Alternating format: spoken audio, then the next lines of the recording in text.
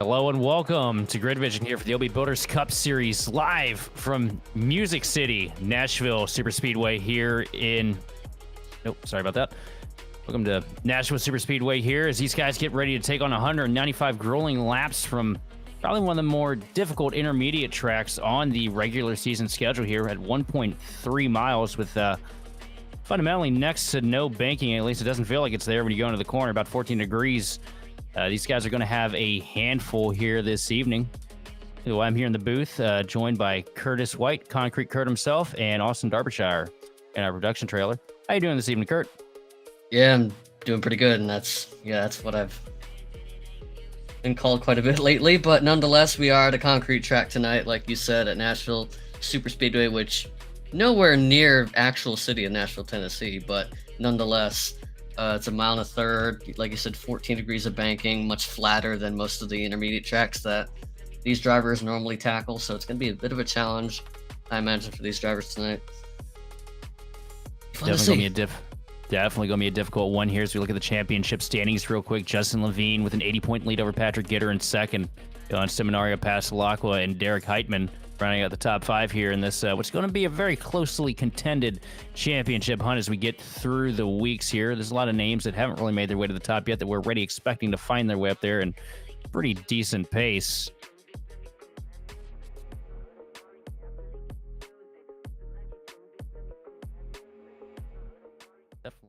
Definitely excited to see what we have here on hand for Nashville, though. Last night, NIS was pretty much a barn burner, so expecting a little more the same here as it's a lot of the competitive names that we saw in that race.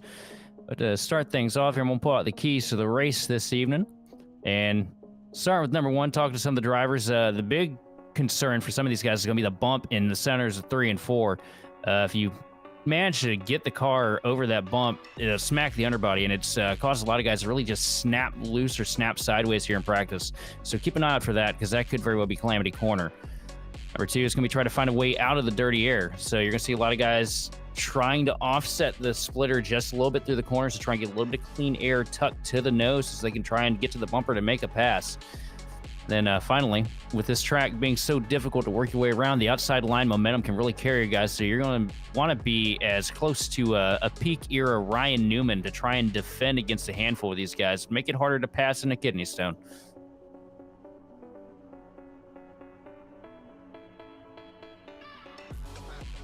Got the keys out of the ways. We're going to go here with the Grid Vision broadcast picks. And I got to go with The man, the myth, the legend. He's cashed in his V-Bucks. He's bought the Ryko Battle Pass. I gotta go with Roger Ears Pierce in that 27 machine. Who you got tonight, Curtis? I'm gonna be honest. I don't know if we even got a pick in before we started, so I don't know yet until I see the graphic pop up. Or do I not have one? Maybe I didn't make one out. No, there you go. We got Conklin. We were talking about Conklin before we went live, so that'll be my pick tonight. I know he didn't win the open race last night, but I know he's going to be super fast, so I think it's an easy pick for me. And Derbyshire going to pull for Paul Bergoli here, which is also a good pick. Ran really well in the NIS and has been showing a lot of decent pace here, really picking up the ticket here the past handful of weeks. So Paul, always one to watch, and definitely going to be one to watch here from Nashville. So we got cars sitting here on the grid. We will go through the starting grid here real quick. Starting on the pole this evening is going to be Tommy Gossett with Roger Pierce to his outside. Row 2 is going to be Sean Conklin down on the inside in third, followed by Derek Heitman to the outside. Fifth place is going to be Paul Bergoli with Randy Mullins to his outside in sixth. Seventh place, Patrick Gitter with Josh Schaffner starting to the outside. Luke Christian going to be right behind them with Alex Coffey. And running out the top 10. Oh, sorry. I jumped in. No, you're good. You're good. Take it. I'm going to say, I thought we were on row 6, but we got Chris Crosby, Evan Say, we saw really fast at Charlotte last week in the Triple Dale car. Peter Irons in the 1, Ryan Johnson in the 4 on his outside. Then Chad Kibble and Shane Clore, the 72. Brandon Pasalacqua, I don't think we saw him last week. He's back in the number 6 with Chris Hudson in the 43. Tim Wortman Jr. and Cody Curran in the number 24 will be the top 20 for tonight. Starting in 21st place is going to be Justin Levine with Corey Moore to his outside in 22nd. 23rd is going to be Joseph Causey with John Bender in 24th. 25th place is going to be Darren Mullins with Dustin Motley starting in 26th. 27th place off the grid here is going to be Richard Kleiman with Joseph Gulata in 28th. 29th place is going to be Chris Vincent, and running out your top 30 is going to be Paul Hill. Those are the cars that took time. Everyone else 31st on back did not put a time in. Austin Edstrom, our buddy in the 87 with Alexander Carr, the 18. Then Colby Jackson and Greg Carr on that row behind them. Then Randy Belk and Joshua Hyatt in the 2. Round out your field of what looks like 36 cars for tonight. I'll tell you what, one guy that I won't be keeping my eyes glued on here, starting way back in the pack, kind of out of character for him. 28th on the grid, Joseph Gulata. Definitely not the qualifying lap that he was hoping to have in store here tonight, but I mean, that 98 machine, he has been bad fast the past handful of weeks, and I'm definitely interested to see what he's able to do in that machine. And no doubt about that. Like we talked about earlier, this is a very difficult track to pass on because of the lack of banking. There's not really a whole lot of room to get around because the bottom lane is where all the speed is, all the grip's going to be, so basically everyone in the field is going to be doing everything they can to get into that preferred groove and just kind of hold down the fort. So for guys like Gulata, and even some of the guys that didn't put down the time, like Edstrom and Jackson, and all the guys that you would expect to be up front aren't quite there to start with yet, but I imagine they're going to be up there soon, but it's going to take them a while. Also, we see in the chat a message from Tommy Gossett, upset that we didn't pick him as home track. And Tommy, there's a reason we didn't pick you here at your home track, brother. You've seen the average survival rate of my picks. In fact, you've fallen victim to this a few times. So we're definitely going to leave you off the docket here, because if you wreck here at Home Sweet Home, I don't want to catch the flak for it in my messages. As this field rolls its way out of pit road here, off the access road, onto the back straightaway. I mean, it's going to be, like we said, man, it's going to be a long, grueling race. I feel like attrition is going to be a big part of it, too. We saw a handful of wrecks last night, and we know how unpredictable these cars can be here. So it's definitely going to be one to keep your eye on. Yeah, real estate's at a tougher premium, so I imagine the fights for it are going to be much more tense than normal. So I'm going to be keeping an eye on that. There's probably going to be a little bit more paint rubbing than what we're used to seeing on the intermediate track because of that, but nonetheless, we'll take it back to you. We're about to go green. As they work themselves into the OB Builders restart zone here, green flag is in the air, into the gas. Tommy Gossett with a good launch, but a solid launch from the outside row from Roger Pierce. It's going to be dead even coming to the start-finish line here. And we balled up side by side here through 1 and 2. A great start from the outside. Roger Pierce setting sail, keeping it hard on the loud pedal to get around our pole sitter take over the race lead from the outside. There look like 2x2 from 5th on back as everyone is trying to find a place in line. That's what we've seen here this week, that outside line momentum really carrying these drivers to the point. So difficult to make something happen on the bottom.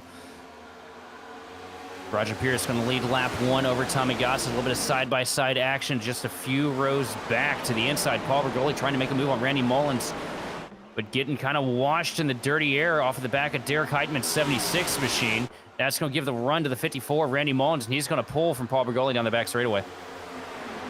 54 Mullins looking really racy in these early laps. Qualified really good. Qualified up in the top 6. He's trying to take full advantage of that now as he is taking advantage of a really good qualifying effort tonight as he's looking to crack the top 5 getting around the 12. And Mullins, you know, he's been kind of quiet here the first couple weeks, but Mullins is another guy with a lot of pace, a lot of talent behind the wheel. Could be one to keep your eyes craned on here. To see Patrick Gitter getting up to the back bumper, trying to use the outside line to make up some quick positions here.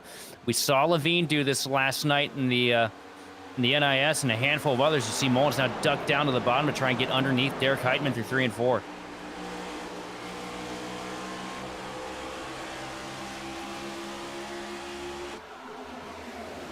Front straightaway, a little bit of a push. Yeah, a little bit of a push. Helping hand from Paul Bergoli to try and clear Patrick Gitter into 1 for Mullins. Not going to be able to quite do it.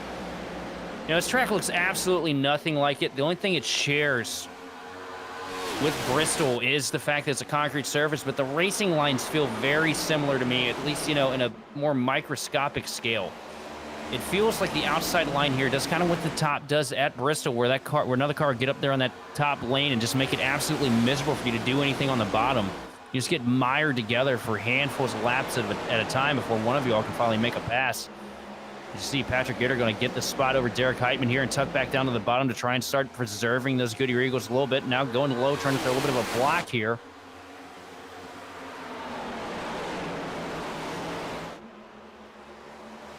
He's the only one up there, and if this is anything like Bristol, running those outer grooves on the outside may have all the speed, but you're gonna potentially pay the price for it with tire wear if the run continues to kick off like it is right now. And I don't know if it's really like that, Sheldon. You probably raced more races here than I have, so you probably have more insight on that if the tires in the upper grooves take more of a punishment than they would normally do on the bottom.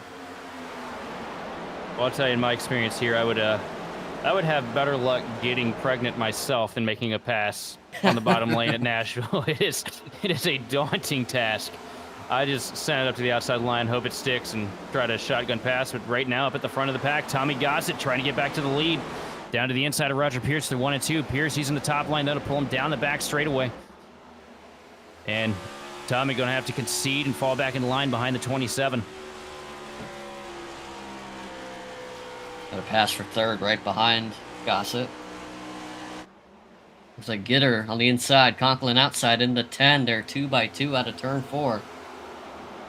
Gonna try to clear him down the inside. Had a little bit of a peek down low, but Gitter keeping the nose in. Yeah, Gitter gonna charge pull the a little corner bit. and easily clear the 10. I think the 10 knows that he was gonna try to go for it, and he's just gonna let him get in line ahead of him. Conklin's doing what he does best, man. He's kind of riding right now. He knows it's really early in the stage, really early on these tires. We know we don't have stage cautions in this series. You have what you have till the end of the race. So, setting up for a, you know, potential 195 lap green flag run from Nashville. Conklin's just, you know, holding on to what he has.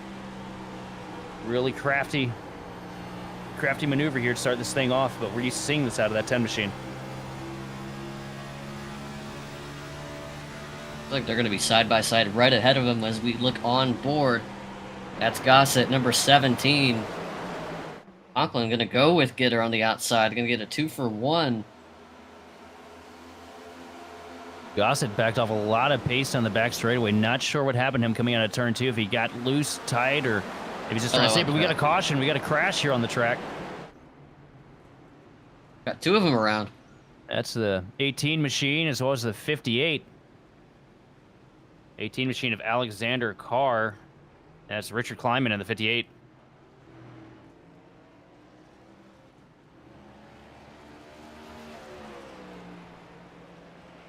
Kleiman is torn up pretty bad. Look at the crab walk on the 58 machine. See what happened here. We got the eyes on the 40 machine of, I believe that's Bender. Oh, that's Motley, my bad. Oh, and right in front of Motley. Motley goes through the grass. Good move to avoid the wreck.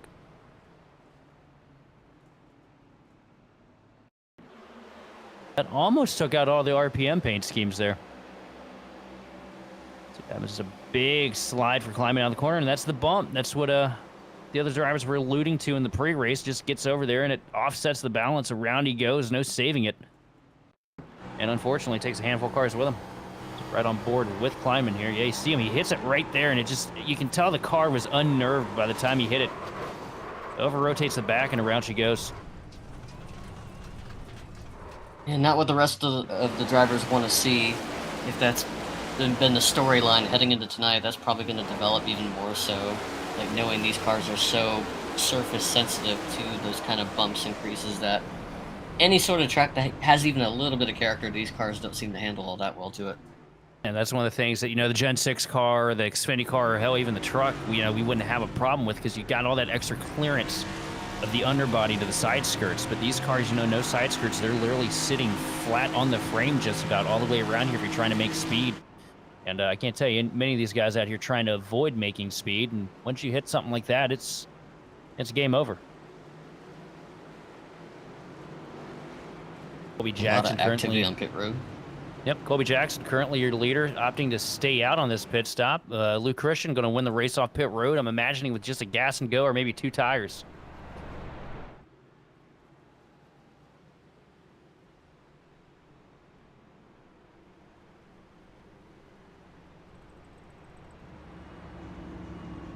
Look at the 37 tic-tac machine of Colby Jackson up here at the point.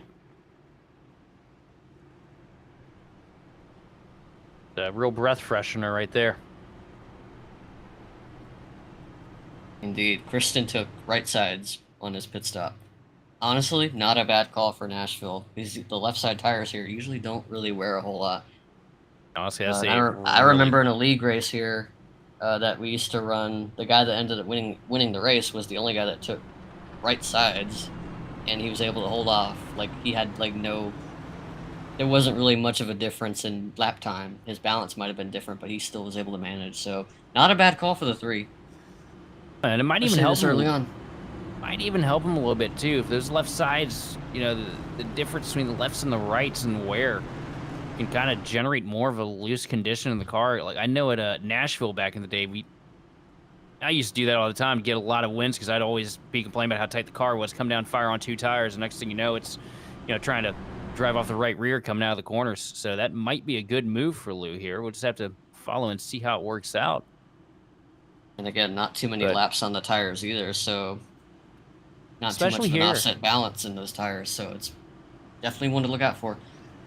Especially here, where it's a track where the dirty air is pretty much the deciding factor, and that outside line is so powerful for defense. Lou's definitely set himself up for a good spot, but enough of that. Pace truck about to make its dive down pit road here. These guys work themselves back into the restart zone. Field in the hands of Colby Jackson of the 37 machine. Side by side into the zone, green flag in the air. Colby Jackson with a really good start here, going to get about 2 car lengths clear already over the rest of the pack. Luke Christian kind of sleeping on the outside line, trying to get the run to get past Roger Pierce through 1 and 2. Pierce with the advantage though on the 4 fresh Goodyears, going to come out clear, but Luke Christian still a net positive, sitting in 3rd.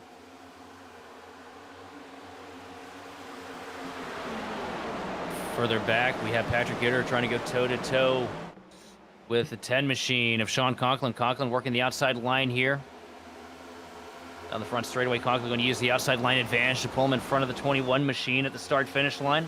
Not going to be enough to clear into 1 and 2, though, as Patrick Gitter is going to give it all he's got here to try and take the pass on the inside. Conklin's going to... Gitter's going to slide up the track ever so slightly, lose a little bit of momentum, had to chase the car a little bit. It's going to give a huge advantage to Conklin down the backstretch. Conklin's going to pull in just about clear into 3.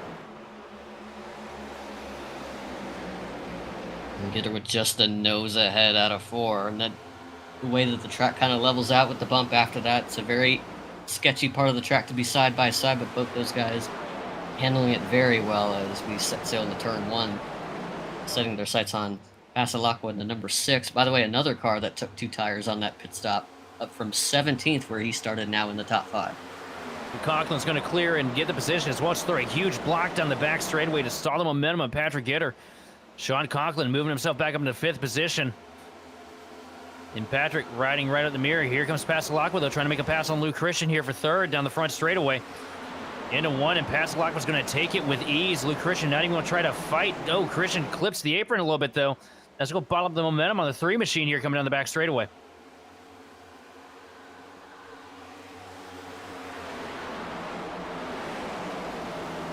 Look now, Paul Bergoli trying to use the outside lane to get past Tommy Gossett.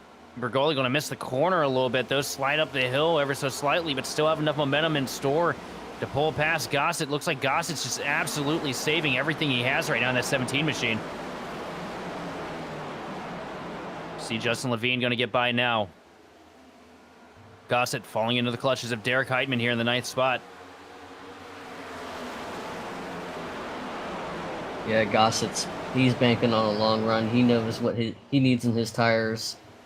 He's gonna, it's like, these guys want to go for it, go right ahead. I'll get him back later. Right now at the front, Brandon Pasalakwa hounding all over the back bumper, the 37 machine of Colby Jackson. And it looks like Brandon's just a little bit quicker right now. He just got around Pierce for P2. Here comes Gitter. They're going to be side by side entering 3. But right now we see the advantage that Clean Air has with Colby Jackson, that 37 Tic Tac car, in control of the pace right now. The only one that stayed out on old tires, not much of a tire difference though, but still nonetheless, hanging on to that race lead. But Pasalakwa, here he comes. And Pasalakwa with a huge head of steam, gets to the throttle just a little bit quicker coming out of 1 and 2, going to get to the right rear quarter panel of the 37 machine of Colby Jackson, but he's not able to do anything with it. Colby Jackson able to get clear through 3 and 4. And he's going to hold on here to lead lap 21, but it's not over yet. Pasalakwa's definitely a little bit quicker in that 6 machine. He tried to pry the door open out of 2 before Jackson shut it in his face and tried to make it work from the outside, but Jackson got back around him through 3 and 4 with the riding around the inside. Pasalakwa saying, well, that didn't work. I'm going to try to go for the inside this time. Bottom shot in a 3. The late second dive bomb down to the inside of 3 and 4. Pasalakwa now side by side with Colby Jackson for the race lead. Chasing it all the way down to the apron, trying to shorten the diameter of the track as much as he can to try and find any kind of advantage over the 37 machine. Stu definitely fighting hard here in the early stages. Brandon with the advantage out of 2. Where's the momentum going to come? Is Colby Jackson going to get it? Yes, he does on the back straightaway. Going to pull up on the door here and almost get himself to a position where he could have cleared, but not able to do it. Pasalakwa going to send it deep into 3, though, with a slide job. Brandon Pasalakwa, now your race leader. How much did that hurt his exit? Jackson back with the rebound. Goes high, fakes, goes low. Just not close enough to set him up again. What a clean pass by the 6 to take over the race lead. We haven't talked about Brandon a whole lot here this season so far, but I mean, Brandon's one of those guys. He's, he could win any week. That 6 machine's fast. He's a great driver, especially when it comes to long run races, which is conveniently from the guy that set this whole thing up. What these races are set up to be. A little bit further in the pack now. Paul Bergoli trying to make moves on Mullins here in the 1 and 2. This is the battle for 8th position. On the bottom of the track here, struggling to get the nose to really set though on the 32 machine. Going to lose a lot of momentum down the back straightaway. Mullins going to pull away and hold on to the position for now. Seems like that's where you have to make the passes around this place, is to set them up in the middle of the turn, go outside, get the nose on the outside so that way they don't shut the door out of the turn and just carry the momentum outward. And you wouldn't think there'd be a whole lot of momentum to carry, but if you got the inside car kind of pinned down, there's not a whole lot of room for them to carry the speed outward. So if you can take that line away from them and use the advantage on yourself from the second lane, you're able to make the pass work. We saw, I think, Justin Levine, the 19 car, who is now up into 4th place. He just did it to a couple of guys. I saw him do it to Luke Christian in that orange number 3. That Mac Tools Toyota making hay on the outside. Now he can settle down running the bottom, as he doesn't really have anyone to race yet. But he got real loose there. Levine got really loose through 1 and 2 there. I don't know if you caught that, but Definitely got eyes on it. Never an easy lap here when the competition is this strong. You got to go and give it all you've got from start to finish. Look here, everything kind of calmed down here at the front. Like it for the most part, majority through the field. Really not a whole lot going on track right now. Everybody just trying to save and hold on here to the end of the tire run.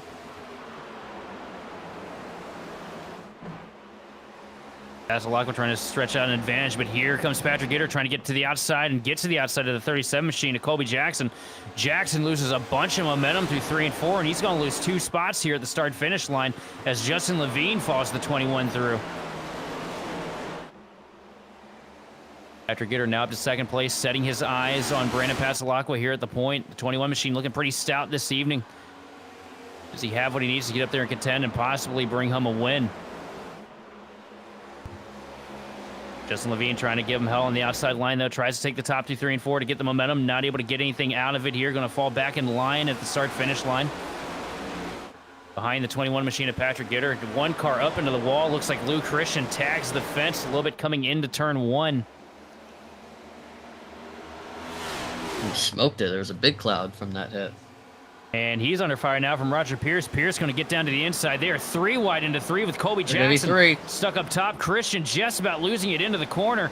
Getting into the back of Colby Jackson. Jackson now chasing it up the hill. That was a series of unfortunate events for Colby Jackson. Loses a bunch of spots here through 3 and 4. Yeah, not a position you ever want to be in. Either the 37 or the 3. I don't know if the 37 even knew they were 3 wide. He nearly came down on the 3's nose through the middle, and the 3 didn't let up for him, and that was a very close call. Both those guys are very fortunate to keep their car straight. Yeah, there was definitely a good bit of contact there. Got another car scraping the fence here, trying to bring home a little bit of blue paint, I suppose. See Colby Jackson trying to defend, stop the bleeding here. Remember, he's on way older tires than the rest of these guys. 12 laps. The difference in tires right now, and those 12 laps are just about everything. But still in the top 10, so still a net positive here. Levine trying to make a move happen on the outside again. Oh, Jackson spinning, turn 4. Into the infield. And that net positive is now a net 0. I'm going to take a wild guess. I think the bump might have got him there. Because it didn't look like there was anybody near him when I saw it.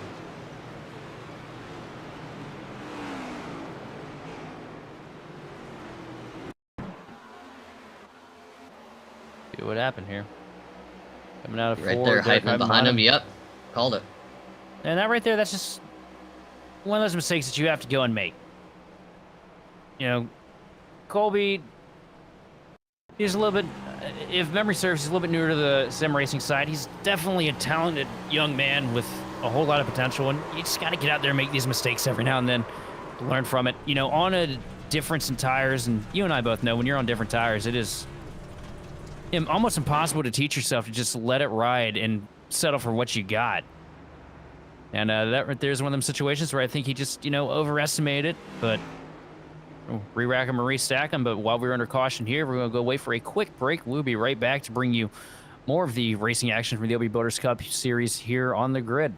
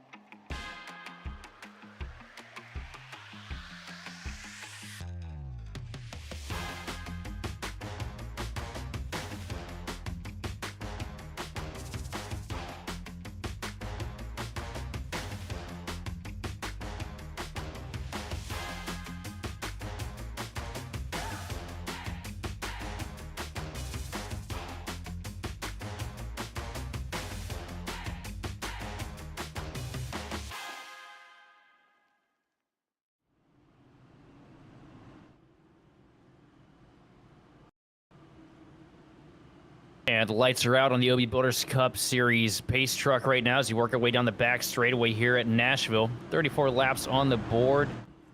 Quick little refresh for these guys here. Currently your race leader, Brandon Pasalakwa, Patrick Gitters on his outside in second.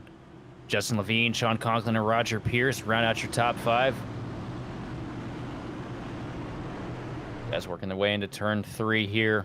Pace truck getting ready to make the quick descent down pit road, and we're about to be back under green. Pretty tame start to this race. Couple self spins, but nothing too dodgy. Into the Geico restart zone here. Flag is in the hand. The green flag is now out. Brandon Pasalakwa with a tremendous launch here. Only about 3-4 car lengths ahead of Patrick Gitter and Justin Levine. Patrick Gitter and Justin Levine going to go side by side here into 1 and 2. As Sean Conklin dives down to the bottom to fall suit with Justin Levine. Now back up to the outside line for the 10 machine as Patrick Gitter clears Justin for second. Justin able to shuffle himself back into the pack here for 3rd place. But further back, we're looking at Luke Christian going toe-to-toe with Roger Pierce. Pierce on the outside, door-to-door, a little bit of contact here at the start-finish line. Into 1, Roger Pierce going to lick the stamp and send it. And from the top rope, dives it back down to the bottom, and he's going to take over the 5th position with ease over Luke Christian. We see Colby Jackson. Oh, man, Colby. He's trying to come back.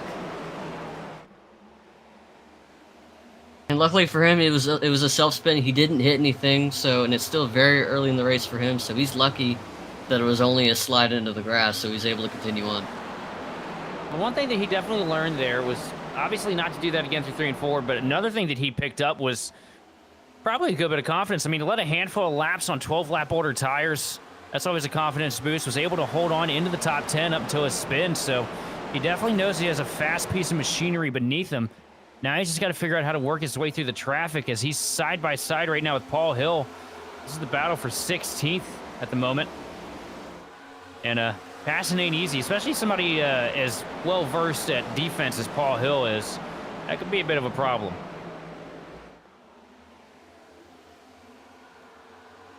See Paul Hill now trying to take a look down to the inside of Joseph Causey. Not able to make anything of it, so we look a little bit further up.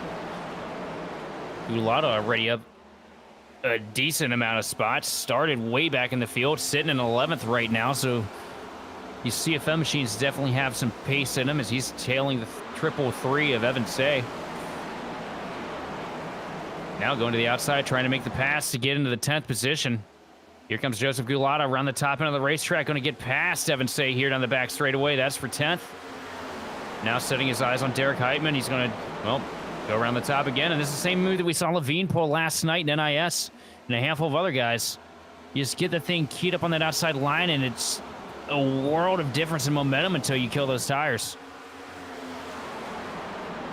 And I think Gulata knows that. He's thinking that's a risk worth taking. We haven't talked about him much until now. It's a guy that started deep in the field, 28th, I believe.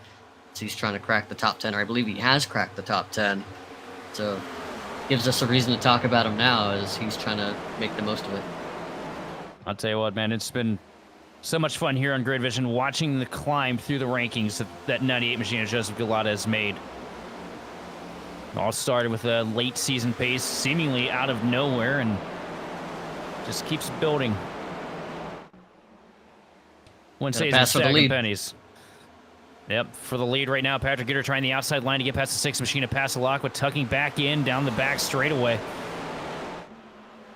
And it looks like just as soon as it heats up, it's going to cool down as Gitter is now just riding in tow of the 6th machine. It looked like Gitter might have had him, but he just got really tight out of 2, it looked like. Just kind of lost whatever momentum that he was about to carry, and that was good news for Pasalakwa, so he doesn't have to worry about him now, but we could have had a battle for the lead on our hands briefly, but have to regroup and try again here. But that's the thing. That's the thing about this place, man. You can get the top line to work, but it is so difficult and treacherous to get up there and do it. Because he's looking to try it from 3rd. There's speed up there. There's just not a lot of grip, and it is so easy to miss your mark going up there. How about that? Way all the way up against the fence in the Larson lane. He's seen that yet. He's in the wall. I don't know about that. All right, there. Just looks like he got up into the marbles up there on the outside line, and the car carried itself away. Passalacqua now using the top line to try and defend against Patrick Gitter. Gitter gets underneath down here on the front straightaway. Side by side in a dogfight up here at the point. And Gitter looks like he's going to probably get him here through 1 and 2. Yes, he does. Patrick Gitter now your race leader. Is he able to clear? Just barely. But Passalacqua going to try with the switchback down the back straightaway.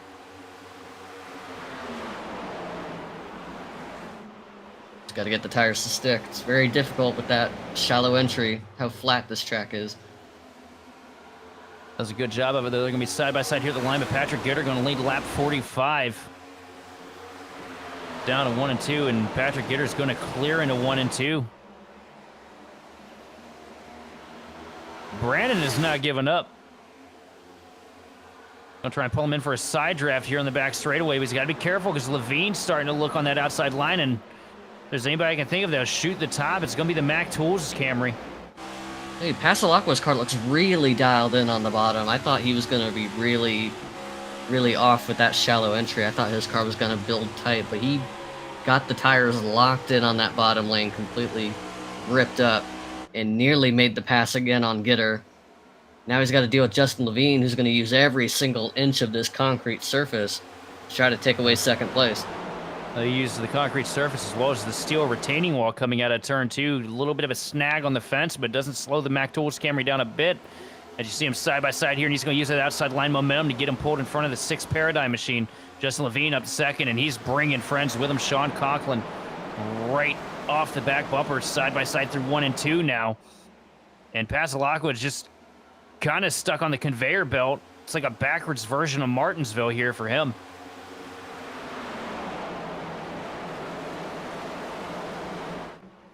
Levine going back up to the top here through 3 and 4 to try and get some kind of advantage on Patrick Gitter.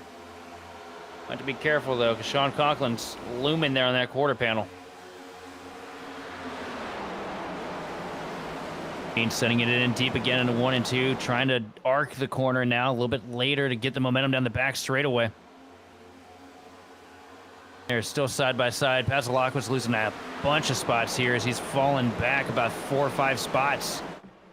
Levine looking through the peephole, looking to go for the lead. Oh, he caught the bump, man. He just about lost it there. You saw the tail end kick out on the 19 machine.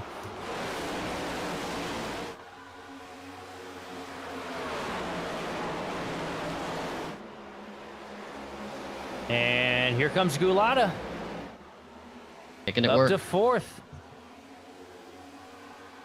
And he's bringing Roger Pierce with him. Gulata's going to clear Mullins for 4th place.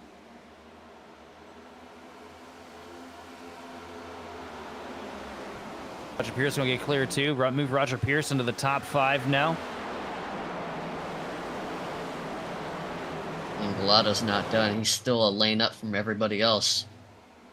He wants to get to the front. I think he may have found something that nobody else has. Somewhere in that 98 machine, it's going up to that outside line, and it is not quitting in the process. Not yet, at least. These tires still got a good bit of life in them. Just see how long he can make it work. It doesn't look as viable for him through 3 and 4, but 1 and 2, that car just looks like a rocket up there. I think he just he knows now where the limit is. I mean, we literally saw him kind of push the envelope. How far high can I go up through 1 and 2? He went literally up to the wall, realized that didn't work, had to bring it back down, pull the reins back. Now he's gotten around Sean Conklin for P3 and continuing to knock on the door. Now the dive down to the bottom on the flat of the track. Gulata trying to close up the advantage to Justin Levine now through the front straightaway. Back up to the top of the hill through 1 and 2, trying to get that momentum to pull him. A little bit of a late arc here to get him short up to the back bumper of the Mac Tools Camry.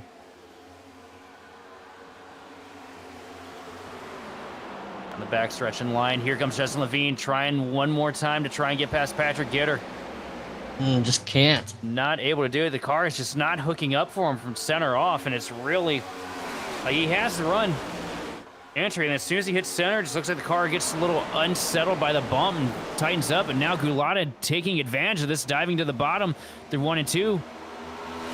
Levine going to hold strong on the outside line, going to pull back down the back straightaway and pull away from the 98 machine for now. Owen Levine again losing all of his momentum in center. A little bit of contact between him and Gulata.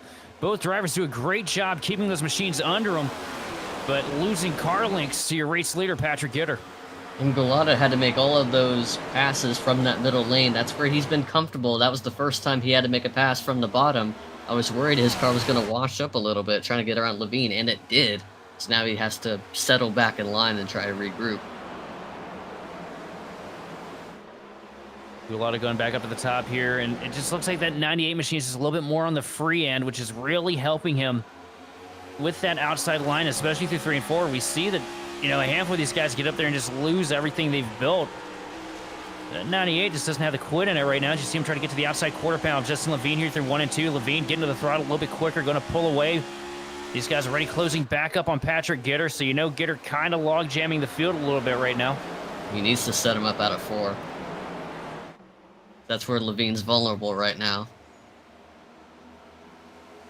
Oh, and Gulata just about steps into the fence. Roger Pierce falling back into a fight with Pasalakwa. Looks like the 6 machine is coming back to life here in the later stages of this tire sequence. I think we're going to see the 6 car kind of rebound. His car had to take a breather. Oh, never mind that. We got Levine side by side with Gitter. This is for the top spot. Into 3. Levine inside. Gitter outside. And Levine going to get tight and wash up the hill again. Now Gulata got his hands full with the 10 at Conklin. Yeah, it's all opening up the door for Conklin now. Conklin dives down to the inside of Levine, down into 1. To the quarter panel right now. Gulata staying up in the outside line with Levine. No opportunity for a push down the back straightaway, it looks like, but Levine going to hold strong up top, and he's going to pull past the 10 machine of Conklin, get back to the bumper of Gitter, and oh, a huge checkup.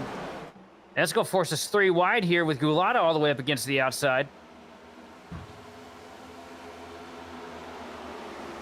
A lot of Reese's throttle. Justin Levine holds on for 2nd place. But Conklin and Gulata going at it now for 3rd spot.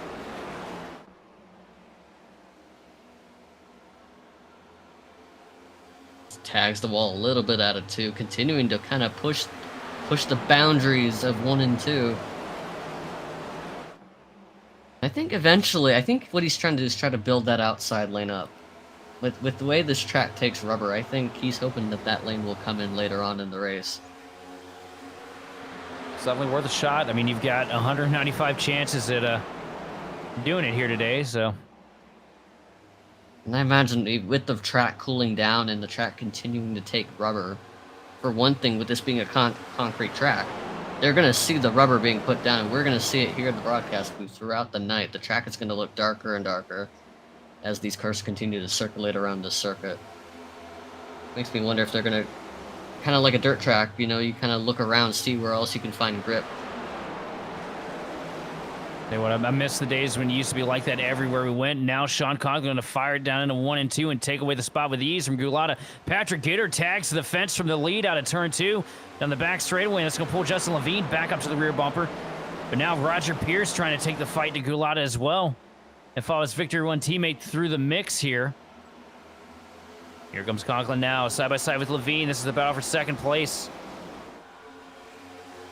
You got to imagine that Levine's tires are probably doing everything they can to hold on right now, but not going to be enough. Sean Conklin's going to take the 2nd spot, and now he's setting his eyes on your race lead as he gets to the inside of Patrick Gitter. Falls back in line here momentarily.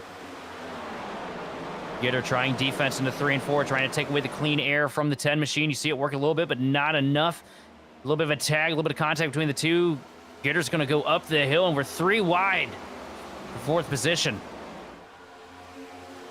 And Conklin to the lead into 1. All right there, that's tire management at work, boys.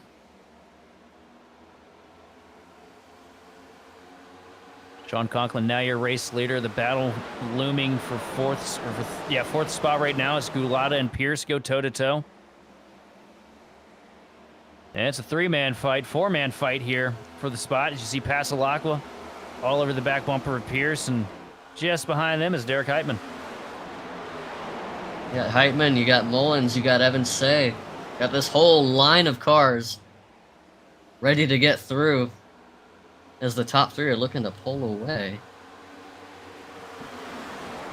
I think a lot of his tires might be starting to pay the price for all those spots. Oh, Pierce and contact. Pessel.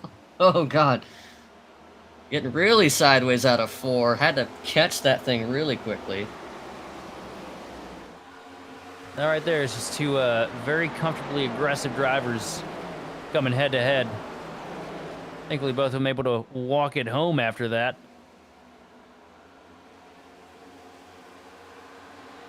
So it looks like Gulata tags the fence a little bit coming out of 2. Here comes Heitman with a dive down to the inside to try and get past his Victory 1 teammate Roger Pierce. 3 and 4, door to door. Very close. Nearly ran up into the marbles, nearly got into the wall out of turn 4. He's going to lose a ton of ground. When Gulata's loose on the bottom, just about slides up and side swipes the 27 to Pierce. That's going to chase Pierce all the way up the hill. Pierce almost backs it into the fence, but he's going to take the spot. Roger Pierce up to P4, but here comes Heitman now diving through turns 3 and 4. The inside here on the front straightaway, Pierce to the outside, Heitman to the bottom. Which lane's going to prevail? Right now, looking like it might be the inside line as Heitman. It's a really good run down the straightaway. The line that's going to prevail is the one whose line doesn't slip up. That's who it's going to prevail. Side by side, a little bit of side drafting, door touching down into turn 3. And Heitman's going to miss the corner a little bit up into the door of his teammate, and a big push up the hill for Roger Pierce. Pierce is going to lose his spot and tag the fence. And Pierce is getting real tired of getting used up. That's about the 2nd or 3rd time that's happened to him in the last 5 or 6 laps, it seems like. But Heitman, nonetheless, makes the pass work. He's going to move up into 4th place, pass Alakwa into 6th, continuing to try and rebound. And it looks like the white car. I think that's Evan Say, the Triple Dale machine. It is. Tommy Gossett now into the picture in the 17. And he slides up out too. here. Oh, and Gossett hits the bump. Oh, and Gossett just about lost that thing. Backpedals it up the track a little bit. Loses a good deal of momentum. Oh, we got one around, across the around. straight line. Couldn't see who that was, but that was right across the start-finish. Chad Kibbe right there that's pointing in the wrong direction. It's a lot of damage to the right front of that machine, too. See what happens here. You're side by side with the 20 machine, and a little bit of contact sends that 45 of Kibbe head on into the wall. Get another view of it here, and I think it's just a case of, I think he was just trying to come down for the straightaway sooner than the 20 was expecting. 20 maybe trying to push him up top a little bit to try and take a better entry into 1 and 2. And around she goes. It's 2 guys fighting for the same real estate.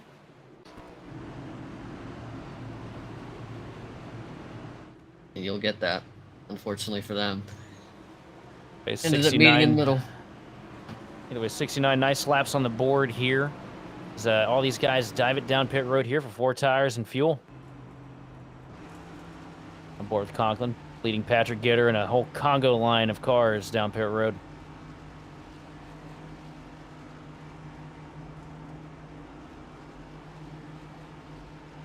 Oh, these guys don't give each other any opportunity for gaps as we see them literally backed up to each other, 25 cars deep on pit road.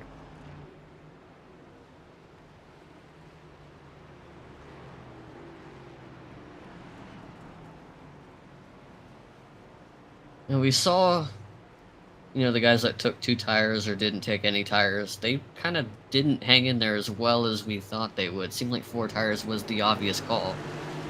Question is, does anyone risk trying to make that move again? Maybe someone at the back maybe wanted to get some track position, being like 20 spots on a 2-tire stop. Oh, not after the amount of laps that we just ran on that set. First You never know. 12 laps on the tire. Yeah, I get it, but I mean, we have like, what was that, about a 40-some lap stint? Something like that, 30. We might have a couple though. It looks like Bender's stayed out. But I think Bender's going to go through pit road here. this go round. John's John always Bender. Back John's to the always Coors Light pretty colors. Yep. Yeah, John's always pretty smart about stuff like that. He'll go out and get that 5 bonus points for leading a lap, move him up in the point standings a little bit, give him a little bit of breathing room, but come down pit road, take those 4 tires after he did it. Smart move, you know. He definitely doesn't have the pace this evening to get up here and, you know, run up at the front, so might as well get those extra points some kind of way.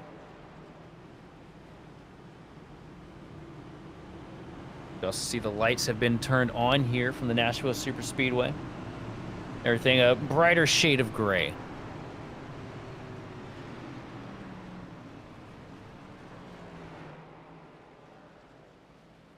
What are you thinking of the racing action so far, Curtis? Before we get to that, I want to say that was a really good pit stop by the 76 crew, Derek Heitman. He gained, because he wasn't quite in the podium places yet, he gained like maybe 2 or 3 spots. And they exited 3 wide for second place. And he got the best out of both Gitter and Levine. So now he's going to be on the front row with Sean Conklin. So that'll be interesting to see what he can do. As for the racing, it's been surprisingly more than one lane. I see a lot of guys pushing the boundary on how far wide they can push it. We saw it with Galata. We saw Levine make that middle lane work a lot. I think we're going to see more of that once the laps wind down as the intensity continues to pick up. And into the OB Builders restart zone here. Lap 72. Green flag is out. Sean Conklin with a great jump on the restart here. Going to pull a handful of car lengths ahead. Derek Heitman 3 wide. A little bit of contact between him and Patrick Gitter. Levine up against the outside. Gitter down to the bottom. Heitman not the restart he was looking for. Going to lose a handful of spots. We got a caution on the track. We got a wrecking 1. And a big one at that. There's a couple of them around. There's the 40 machine. That's Motley backed up against the fence.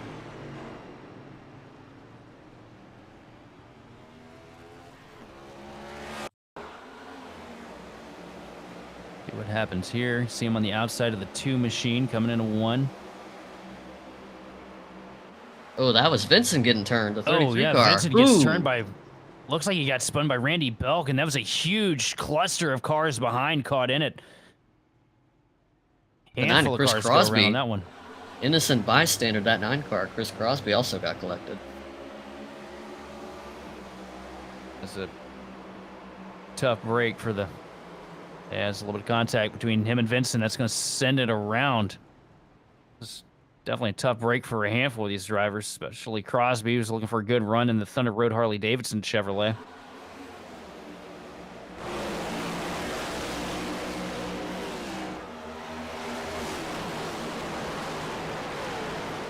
It's one of those deals, man. We get these restarts, and these guys all know how difficult it is. See Motley, just victim of circumstances here. It's the difficulty of being stuck deep in the trenches of the pack. And we hear this a lot. We hear this amongst, I mean, the guys that do this shit professionally. Pardon the French here. We don't do that normally, but you know, the real life guys, they talk about the toughest racing is usually like deep in the 10s and 20s in the pack, like way in the back of the pack is usually where the racing is its most intense because everyone is trying to dig themselves out of the hole. The problem is you're trying to dig out with a bunch of other guys that are also trying to dig out of the hole, and it just becomes a huge mess. And that was one of those moments. It's difficult once you get yourself shoved back there in the pack, because not only do you have to deal with the fact that there's absolutely no cleaner around, so you're going to be more likely to make a mistake in the back half of the field than you are anywhere else on the track, because your car is just going to be handling absolutely horrible. But it's also the fact that nobody wants to be there, and everybody is trying the same thing that you're trying to do, and that is get me away from these guys as soon as you possibly can. So everybody's charging. Yeah, look at Conklin. Looks like the pace car is a little bit behind him there. He's catching up. There he is.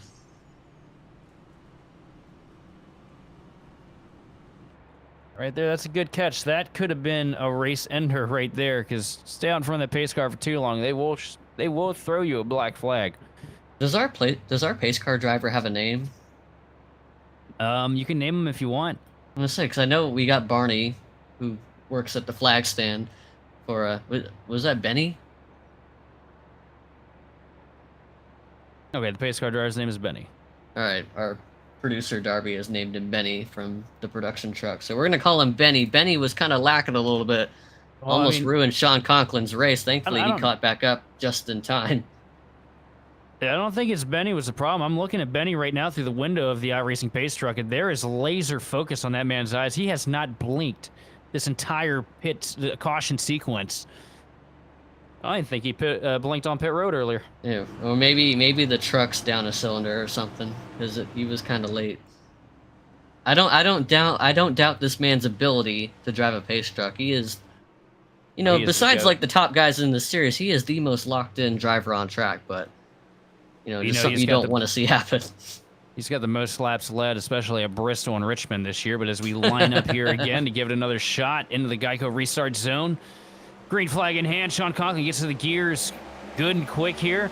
It's good advantage over the rest of these guys. Down into 1 and 2. Patrick Gitter to the outside of Justin Levine with a hand from Derek Heitman. And Patrick Gitter going to muscle his way around the outside line out of turn 2. Going to take away the second spot from Justin Levine. Levine going to cycle back into third. And look who's worked his way into the mix. Hometown hero himself, Tommy Gossett, sitting there in 4th place. Looks like he's kind of abandoned the saving strategy a little bit after the handful of cautions we got there. Smart move as he leads Brandon Pasalacqua. And right behind them, we got a battle between Derek Heitman and Roger Pierce. A little bit of a contact between Pasalacqua and Pierce. An uncomfortable spot to be in if you were the 6th, just right at that moment.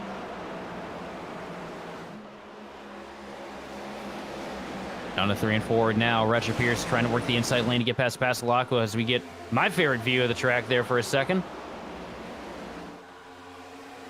Wall-mounted camera's always the best. I don't know about anybody else's opinion, but they're pretty sick. Pasalacqua trying to work the top line to get an advantage over Pierce on the back straightaway. Not going to find it, though. All to the back bumper now. Now down to the inside into 3 and 4. Not able to make it stick. Roger Pierce going to pull the momentum to tow him away from the 6th machine, this time by on the front straightaway.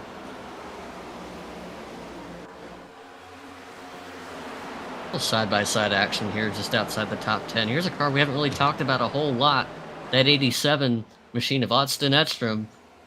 Both him and Joseph Causey started deep in the pack. Haven't really made much noise tonight, but Edstrom up a bunch of spots from where he started. Didn't put down a lap in qualifying. He's continuing to work his way forward as he is trying to set up the 54 of Mullins. Doesn't quite have the note. Actually, kind of does. Mullins is going to give it to him down the front stretch. And Mullins not going to try and throw the block. Takes the inside line through 1 and 2. Edstrom trying to keep the pass on the top, but not able to do it. Same problem that we were seeing earlier in the race for Levine. Looks like the top line just gets really tight for these guys. Loses a little bit of momentum down the back straightaway, leaving Mullins the advantage into 3. Luke Christian trying the outside line, though, against Paul Bergoli. A little loose. Oh, over to the wall goes Mullins. Huge contact. That was a with the big retaining shot. wall. He's going to lose a lot of momentum here in a 1 and 2 and a handful of spots as the 20 machine and the 87 work their way by. He's falling into the clutches of Joseph Causey here. And it looks like he's going to dive it down to the bottom of the track. Maybe something amiss with the 54 machine. He hit it pretty hard. I was wondering if he broke something from that contact with the wall, because he hit it pretty good. Not at the best angle either. So, unfortunate for the 54. Down pit road he goes. 82 laps on the board right now, and everybody in a single file traffic jam here at Nashville. Patrick It sucks Gitter, for Mullins, too, because he was looking to have a really good run tonight. He qualified strong, was hanging around the top 10, in the top 10 for pretty much the whole night, and sucks to have it completely derailed like that. And, with the amount of time he's probably going to have on pit road, I don't know if he's going to be able to dig his way out of it. Yeah, definitely a tough break for him in the 54 machine. Look a little bit further in the pack. Looks like Joseph Causey out here trying to make moves on the 18 machine. Trying to use the outside line to his advantage. We've seen how successful it's been in making a pass as the 18 throws a block to the 28 here into 3.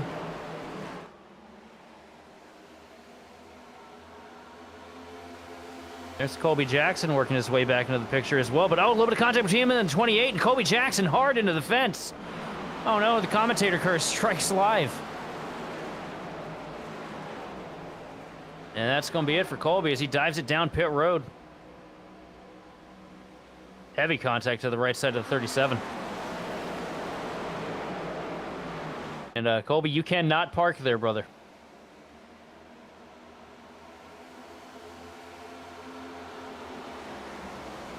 Race now into the skillful hands of Patrick Gitter and Justin Levine as we click off lap 85.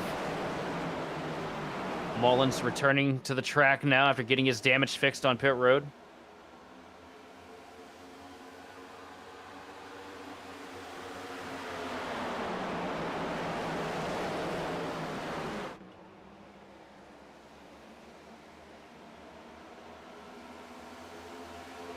I tell you, the racing through the field's getting really tight right now.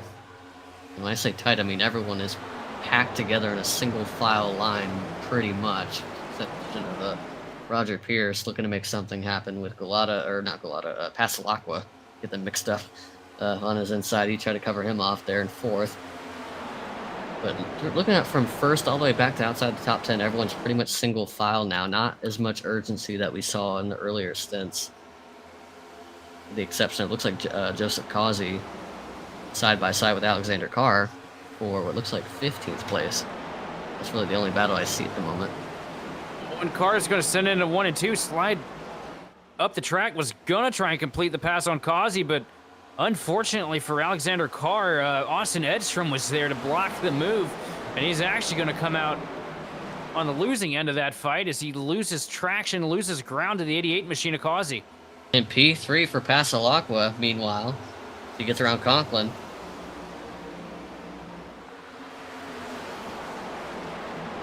Ozzy and Carr are going to get comfortable with each other. They've been side by side for a while. And there's Edstrom in the 87 getting around Lou Christian in the 3 on the outside lane there.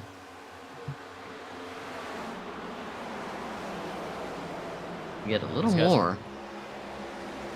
Austin Edstrom working the outside line on Paul Hill now through 3 and 4. It's the Paul and Paul show here, and well, I'm pulling for all of them.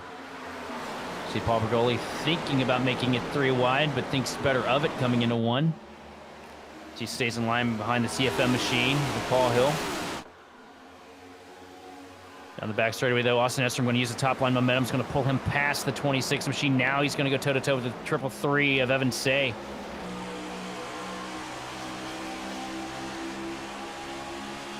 On the outside of the track here on the front straightaway, Edstrom with a whole bunch of momentum. Not able to quite clear the triple del, though, into turn 1.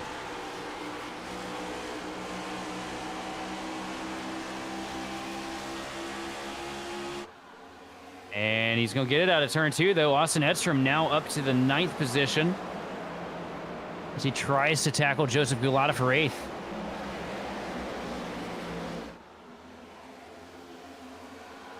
That's the good thing about running the outside is all that clean track Edstrom has in front of him throughout the turns. Got this whole line on the inside kind of backing each other up a little bit. You're not getting anywhere. Might as well get somewhere. Try something a little different. Well, it's a pretty impressive run for Austin. You know, he spent the first half of the race just kind of mired in the back, hanging around, and here the last handful of laps, he's really been clicking off good competitive lap times as we look at the astronaut himself. Started this race off in 31st at the tail end of the field. Probably one of the biggest movers on the evening tonight, if not the biggest mover. He might as well be piloting a rocket ship with how he's been preparing himself for takeoff with every single pass he's making. And my concerns, again, are the way they were with Gulata. When Gulata was making all that ground up on the outside, his tires paid the price for it. We got a battle for the lead that might be brewing here with Levine looking to get around Gitter. But that 87 car of Edstrom, I'm going to be keeping an eye on him and his tires and see how he's able to hold on once we get some laps under him. And here comes Edstrom shooting the top again through 1 and 2. Going to take over the 6th spot from the hometown hero of Tommy Gossett. On the back straightaway, Edstrom now moved up to 6th spot, trying to make moves on Roger Pierce. Now here comes Levine to the bottom of the track, now trying to take away the lead from Patrick Gitter. Patrick Gitter using the high line, though, to stall that out as quick as he can. Gitter back up in control of this thing. I'll tell you what, that 21 machine is so difficult to pass on the outside line this week. Oh, and Edstrom picking his way into the top 5. Going to get past Roger Pierce down the back straightaway. It was a tight squeeze. He made some contact with the wall. Oh, and Conklin clips the apron a little bit. It slides up, almost gets into the door of the 87 machine. Loses a little bit of momentum. But he's going to fight it all back up off of the nose of Roger Pierce with a helping hand down into 1.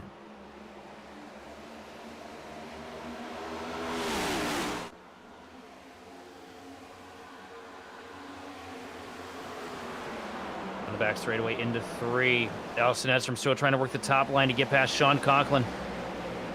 Doesn't look like it's going to work out for him, though. I think maybe the tires are busted, but here comes Justin Levine. Rimming around the top line here to get past Patrick Gitter at the start-finish line. Levine's going to lead that lap down into 1, which was going to come away with the advantage. It's like the Mac Tools machine, because Patrick Gitter gets a huge bobble coming up off of turn 2 and loses a little bit of momentum to try and keep it out of the door of the 19. Justin Levine, now your race leader into 3. What they're thinking right now, the drivers that are in the top 5 graphic right now are starting to tremble because the man in the astronaut suit is on his way. Lightning Levine, your race leader here at Nashville. Brandon Pastelak, we're going to work the outside line to try and get past the 21 machine at Gitter. Battle for second brewing right now. And Pastelak, we're going to take it with ease. Gitter going to roll out of it, try to fall back in line in front of Edstrom, but not able to do it. Here comes the Rocket Man now trying to make the outside line work to get up to 3rd.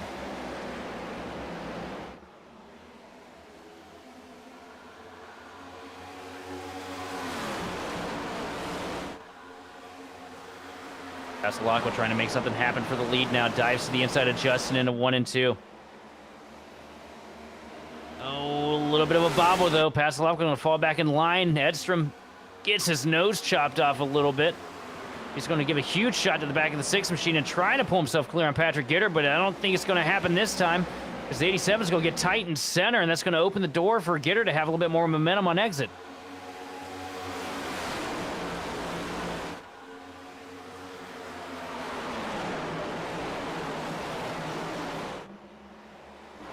Spot to be in for Edstrom. I think we're starting to see his tires starting to fall off here.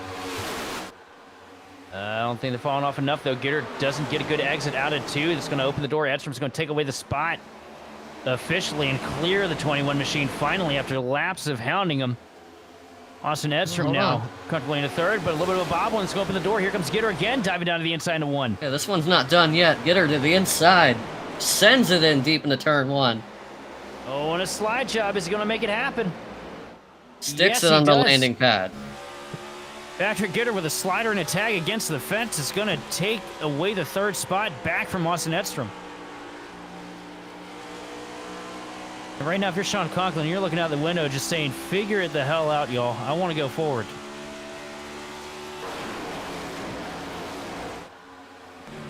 Either get moving or you're going to learn what it's really like to be an astronaut. Look at that. Doesn't even blink. Impressive. Blinking's inefficient, and Conklin knows that.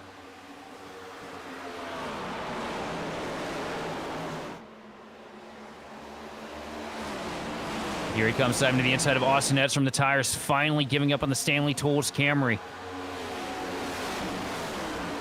Conklin working the bottom with a little bit of help from Roger Pierce, his teammate behind him. And here comes Conklin, going to clear now. Take away the 4th spot, bringing Roger Pierce with him. As quick as Edstrom found the podium, he's going to lose it here.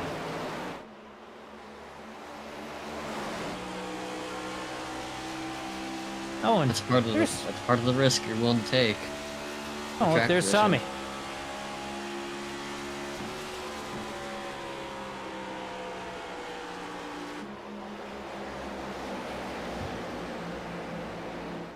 Side by side now at 2. A little tune here. Tommy Gossett trying to get clear on the 87 machine of Austin Edstrom. Austin's going to crack out the throttle a little bit here, let that 17 machine out in front. But now he's under fire from Gulata, and meanwhile, Patrick Gitter falling back a handful of spots here, now losing a spot to Sean Conklin in a 1 and 2. Conklin takes that bottom line right up against the paint, and he's going to clear coming out of 2, pull a little bit of a slider, and Sean Conklin back up into the podium.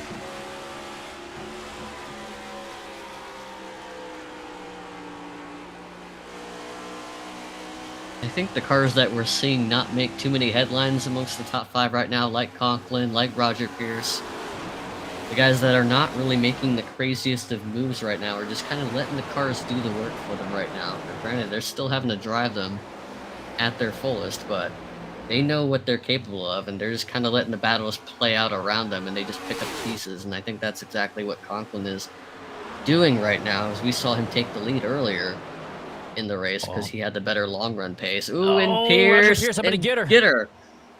Contact out of turn 4 between the 21 and the 27 machine. Bit of a fist deal, but he was able to hang on to it. But here comes Conklin up to the back bumper of the 6 machine of Passalacqua. As Passalacqua tries to go toe-to-toe with Justin Levine for the lead.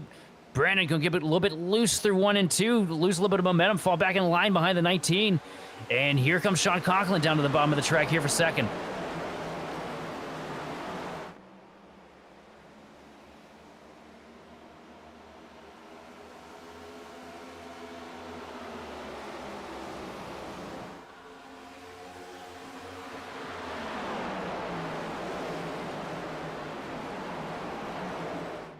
Passalacqua stuck on the outside line as Sean Conklin takes the spot down the back straightaway. Here comes Patrick Gitter trying to fight again to get back into the podium. Down to the inside into 3. Passalacqua going to try and get to the throttle a little bit quicker, but here for the lead, Sean Conklin. He's been patient all race long. Since that first rash of cautions, now he's side by side with the 19 of Levine into 1, and I think he's going to take it. No, he's not. Levine's going to get back to the loud pedal a little bit quicker and pinch him down the track to try and hold him off down the back straightaway. Ooh, Gitter just about loses it out of turn 2. Wiggle. That was the hospital hop right there in full effect. And here comes Passalacqua trying to dive underneath the 10 machine. Out of 4 for the lead. Sean Conklin to the inside. Levine just barely able to hang on to the quarter panel. Going to try and surge ahead. Shades of Ryan Newman into turn 1, a little bit of contact between the two, and Conklin's going to get loose on the bottom, chokes it up the track a little bit, up into the door. Now they're making contact on the back straightaway. Now, what does Roger Pierce do? He's on the outside. Who does he go with here? More contact into 3. Sean Conklin's going to send it in deep to try and mire up the 19 machine. Is he going to be able to clear just barely out of turn 4? Sean Conklin, your race leader here at Nashville.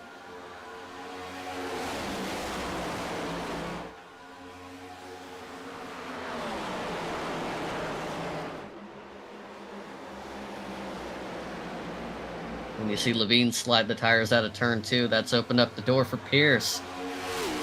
Second place up for grabs. Levine's looking like he's going to slide back in the running order.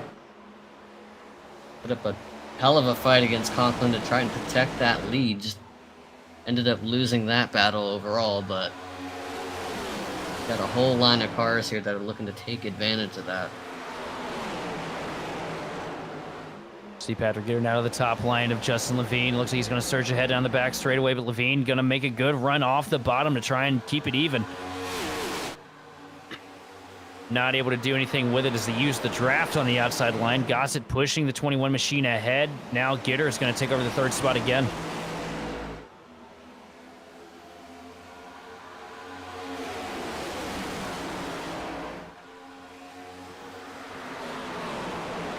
Now Gitter trying to put a fight to Roger Pierce, trying to get 2nd place back down to the inside through 1 and 2. Not able to make anything stick of it, though. Falls back in line down the back straightaway.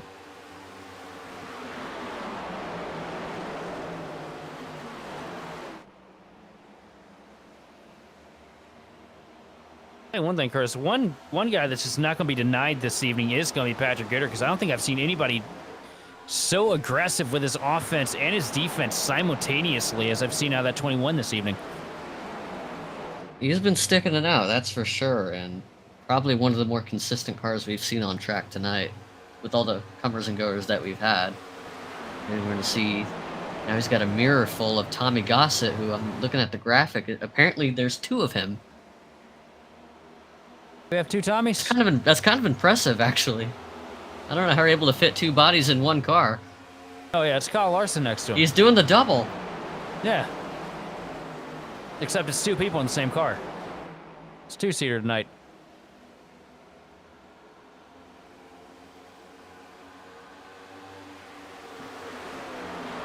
So it is, Kyle Larson. With the assist for Tommy Gossett.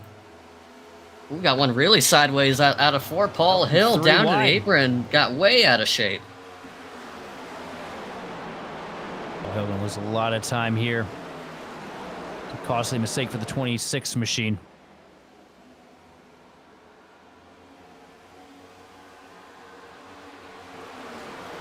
Down to the inside here, up at the front. 17 machine and Tommy Gossett trying to make moves on the 21 of Patrick Gitter. Gitter going to get tight on the door. Almost contact between the 2. Gitter or Gossett has to chase it down the track. Almost loses it coming out of 4. Loses a lot of momentum in the process. But does a great job keeping that 17 machine alive because that should have been a wreck.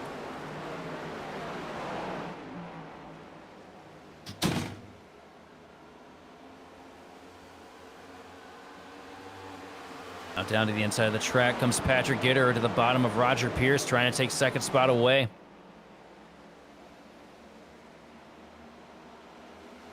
Gitter not giving up this evening. Side by side down the front straightaway. Huge shot to the back bumper from the 27 machine from Tommy Gossett. Try and help his teammate in front of the 21. Another shot coming out. Turns he's up into the around! wall. Round goes Roger Pierce in front of the field. A mistimed push. And that's going to take a handful of cars with it.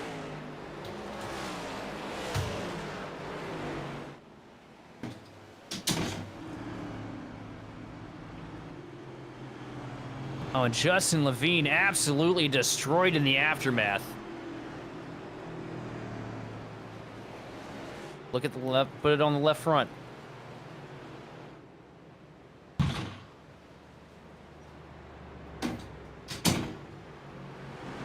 Sean Conklin takes the field. Sean Conklin leads the field around to the iRacing pace truck. Have a replay on hand here in just a moment.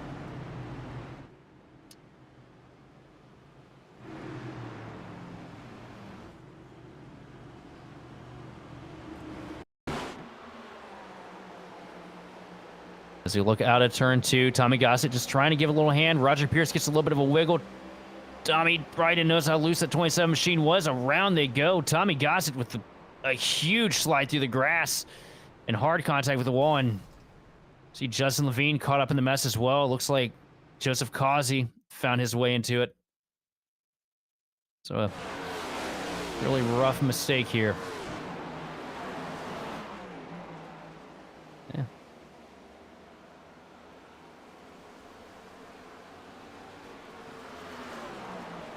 Oh, man. Justin Levine got absolutely cleaned out into the door there.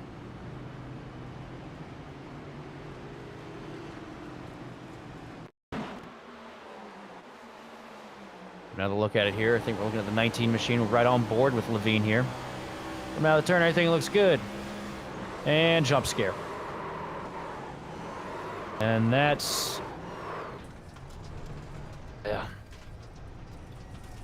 And I do believe that destroyed the suspension on the 19 machine because I caught a glimpse of it there and it looked pretty busted up.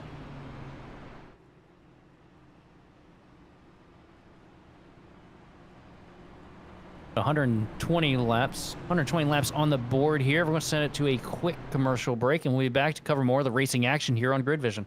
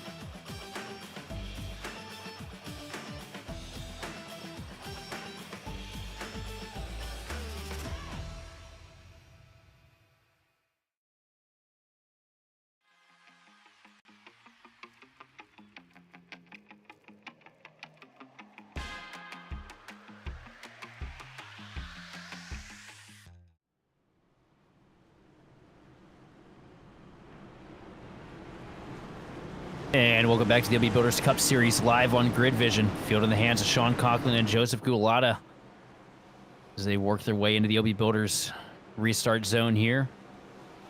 Conklin gets to the gas good and clean here. A decent advantage over the rest of the field as he dives it down to turn one. A little bit side by side there for second place with Gulata on the outside of Patrick Gitter.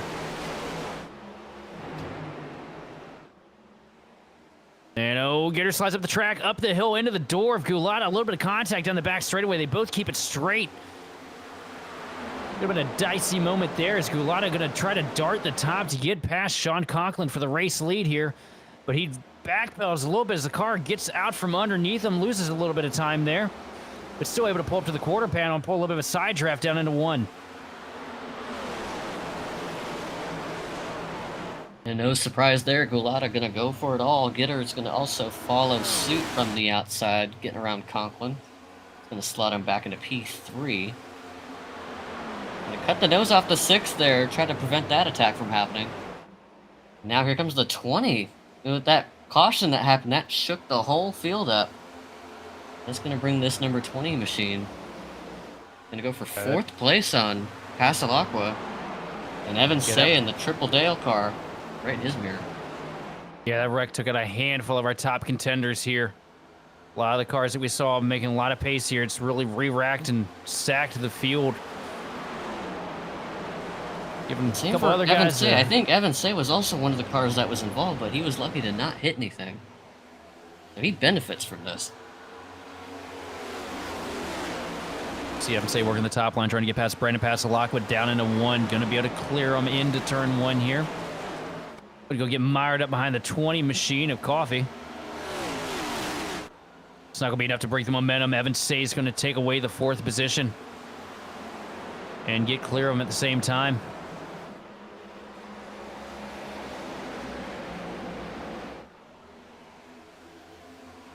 Joseph Gulata trying to run away with an advantage now, the biggest advantage we've seen in a handful of laps here from anybody. Wondering if that's going to come back and bite him on the tires as we get later into the run. But he's got the perfect blocker behind him because we've seen Patrick Gitter just doesn't want to let anybody go. So this could be very beneficial for the 98 machine. Very much could. And with the extra layer of being out front in clean air, it's definitely going to have its advantages for him. And having that barrier of Patrick Gitter being one of the tougher cars in the field to get around, also going to help him. Yeah, the field's going to have to wake up and smell the Coffee, Alex Coffee in the 20 car, looking to try to go for P3. Yeah, Gitter's been looking pretty strong in the Heartbeat of America Chevrolet this evening. I'll tell you what, the best car out here that we've seen all night is definitely Sean Conklin, though, in that Camry. That number 10 Camry sitting back there in 3rd. See Coffee get up to the outside here, trying to make some kind of move in the 20 machine. Not able to get to the quarter panel to really make anything happen in a 1 and 2, though.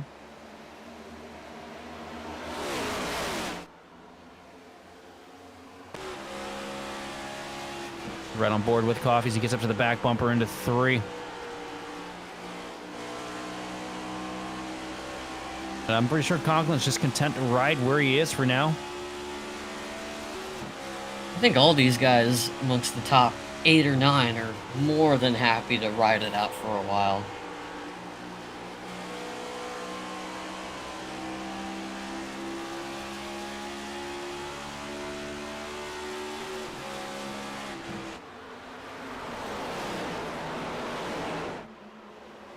We have a couple of battles here, side by side. The battle of the tools, Stanley and DeWalt, Kazi and Edstrom. That is a couple tools right there. Indeed, but also we got the return of Buddy Baker. The Gray Ghost is returned. The number 28 car. That's Tim Wortman Jr. Wortman, that's another one of those guys you want to kind of keep your eyes on. He can steal some of these away when you're not thinking about it. See him do it in a handful of leagues, handful of races throughout the years. Definitely a scrappy driver sitting there in that 28 machine. He's going toe-to-toe right now with none other than Alexander Carr in the 18 machine. These guys have been putting together a really good run even before the incident that we saw a handful of laps ago. These cars have just been sitting there right outside of the top 10 all evening, ready to pounce. Good improvements we're seeing throughout the OB Builders Cup Series grid is a lot of guys that started the season out with not quite the pace they were hoping for, really starting to find it as we pile our way into the summer months. It's an opportunity for the cars that weren't running all that great all night. All the cars that we just lost in this race, there's a lot of points that they've just gained by default. So all the cars that weren't running all that great are now all of a sudden riding a little bit better than they were all night. As like the 45 car Chad Kibbe, we saw him sideways earlier at the start of the race. Now he's in the top 15 with a solid run, looking like he's in 13th right now. We got Corey Moore, the 42, Randy Bell, Josh Schaffner, all these guys moved up the ladder in the closing laps. Yeah, I gotta give a shout out to Alex Coffey and the 20 Precision machine. Don't really get the opportunity to talk about him most weeks. Sitting up here 4th place right now, one of the more demanding tracks in the late stages. Definitely a good run for that 20 machine. He's not taking it for granted. Nope, just making the most out of the hand he's been dealt, and got lucky with a couple of those guys getting wadded up earlier. And he's definitely shown the pace that he needs to be competitive here this evening, so he's deserving of where he's at the same time.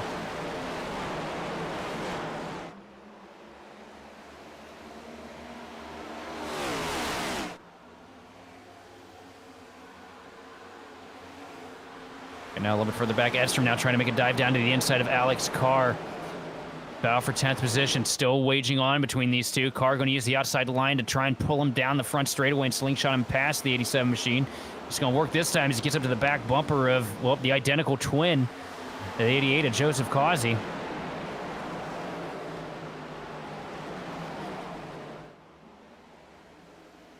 An open lane. Looked like Causey had to check up a little bit for Paul Hill. I think that was the 26 car that was kind of skating around at it too. Oh, and a big wiggle for the 18 machine. A car going to wash up the hill a little bit, opening the door for Causey to take the position back as quick as he lost it. But not going to be enough. Carr's going to hold on strong here and take away the 9th spot. And now here comes Edstrom trying to get by Causey. Edstrom using the outside and the Stanley Tools machine going to pull in front of the 88 machine of Causey down the back straightaway.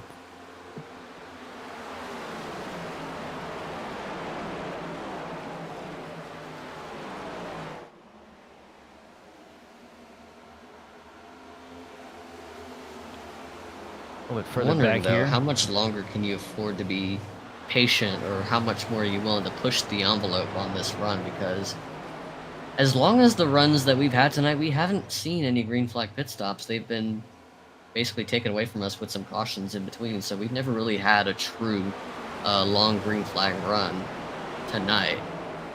And with the amount of laps we have left, I don't know exactly how long these cars can go, but do you think these guys might be thinking that they might have one more pit stop left?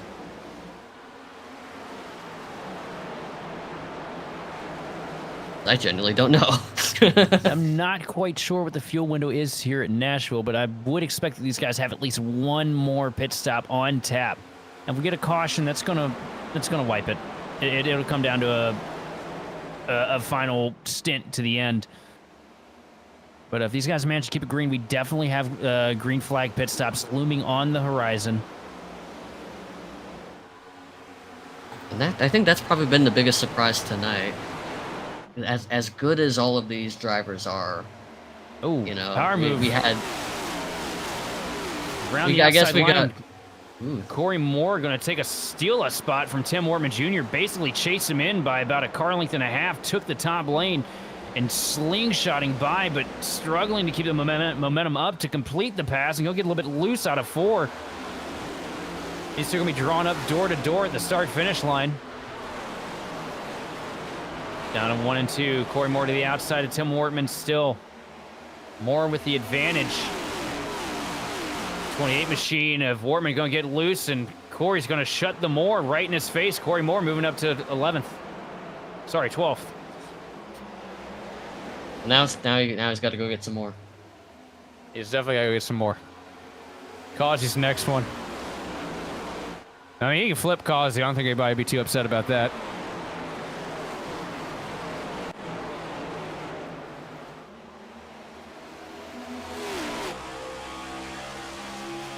Run on board with Corey Moore now to the back bumper. The 88 DeWalt Power Tools machine of Joseph Causey down the back straightaway into 3. Oh, is he going to give him the bumper? No, just about got up there to him to do it. Causey grabs the gas, though, and drives away down the front stretch.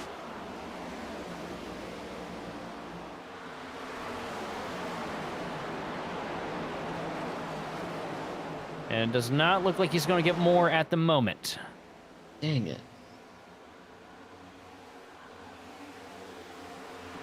Also at the front of the pack, Patrick Gitter has closed the advantage that Joseph Gulata built early in the run. Now just 2 car lengths separating your race leaders. And from what I'm seeing up here in the booth, it looks like Gulata's starting to battle a little bit with the handling on that machine. You see the right rear kicking out on corner exit. A little bit, but I don't think it'll be as bad as we think, because even though he got a fiery start on the restart, getting to lead, he's kind of managed the gap since then. He hasn't really like put the foot to the floor and just let it rip, and he's paying the price for it. I think he only did that a little bit. Oh, he's losing it here in 3. Well, you know what? Never mind. He is a little bit out of control. Like, ouch. Oh, I haven't seen a car. I haven't seen a car that skewed out since we were running COTs. I can't believe he saved that and still moved forward on Patrick Gitter in 2nd. Joseph Gulata absolutely out here showing his worth and talent as a driver as he tries to pace his field around here just long enough to come down pit road and fire on 4 fresh Goodyear Eagles. Gosh, look at how much skew he's got in that machine coming up off the corners. So back to what I was saying before, he scared the crap out of all of us up here in the box. I think he's still, nonetheless, doing a pretty good job managing, even if it doesn't look like that. Right now the car looks like it's kicking out the tail just a smidge, but I think he's still in a better spot than where he was when he previously took the lead early in the race, where he was full attack, guns a-blazing, just let the tires rip. Right now, I think he's doing a much better job, kind of managing that, even though if it looks a little flashier for his liking. Because right now, as much as it looked like Gitter and Conklin closed that gap, it was down to about 1/10. Well, Gulata's opening that gap back up to, it looks like going to be 3/10 here if he keeps that foot down on the straightaway. Also, I'm getting told to shut up by Joseph Causey, and I will follow that by... Come on, man, pick up the pedal. You can beat by Edstrom. Getting beat by the man dressed like an astronaut. Yeah, you're getting beat by a literal astronaut right now, dude. Sand it. But Gulata still nursing a 0.3 of a second gap over Patrick Gitter. And looming in the shadows right behind Patrick Gitter, though. That'd be the deal breaker for these guys.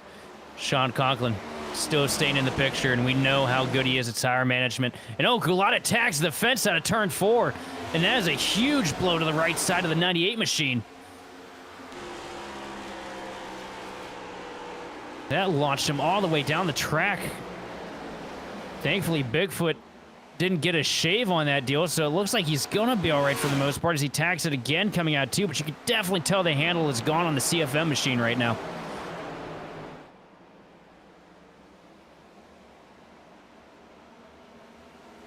But he's still pulling. Well, Gulata does not quit. Patrick Gitter still trying to keep Sean Conklin at bay. Also working his way into the picture, the 333 machine of Evan Say now going to the top line, trying to take a spot away from Conklin. Not able to make it happen, though. Conklin doing a good job working the bottom lane to his advantage. Right on board with Evan through 3 and 4.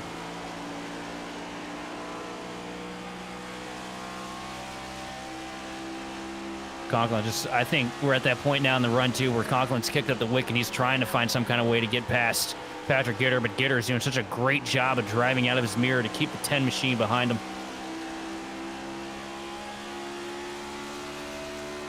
And that's the problem right now. You save all your tires, but when it's time to take the tires you saved to use, it's kind of hard to really make up for it.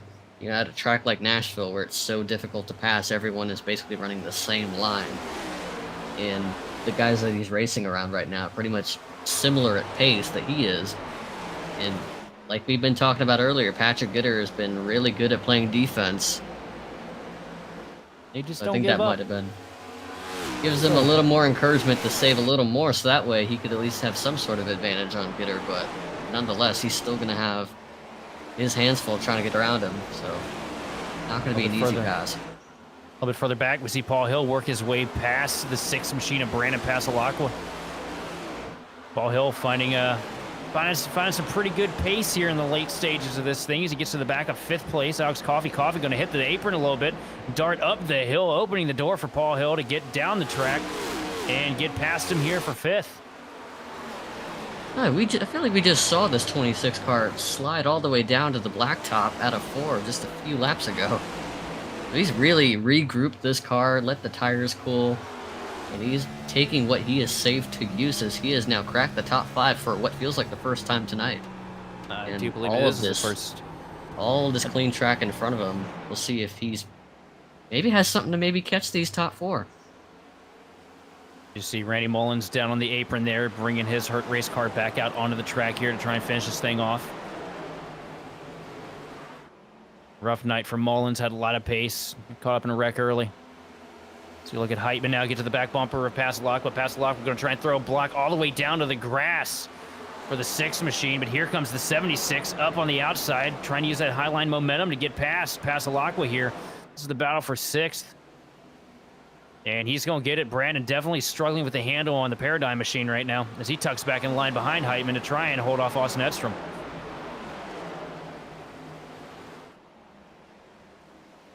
Paul Hill loses the spot to Heitman, tries for a crossover, but not able to get it to stick. Heitman moves himself up into 5th. A clean, easy pass. I think Paul Hill let him have that one, so now that's going to move Derek Heitman up into the top 5. He's got about 9/10 to about a second to Evans say the next car ahead of him. That top 4 is comfortably ahead of the rest of this group. Gulata still working 0.4 of a second ahead of the rest of the field right now. No changes up at the front currently. This Patrick Gitter still doing a good job holding up Sean Conklin. And Evans Say just right there outside of it.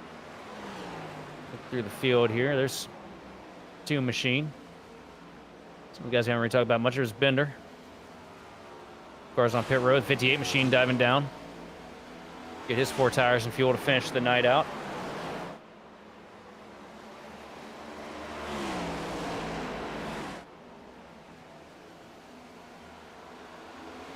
Look back at the front here. Gulata starting to lose a little bit of time, though. Gitter and Conklin are starting to close, now down to 2.5 tenths between 1st and 2nd.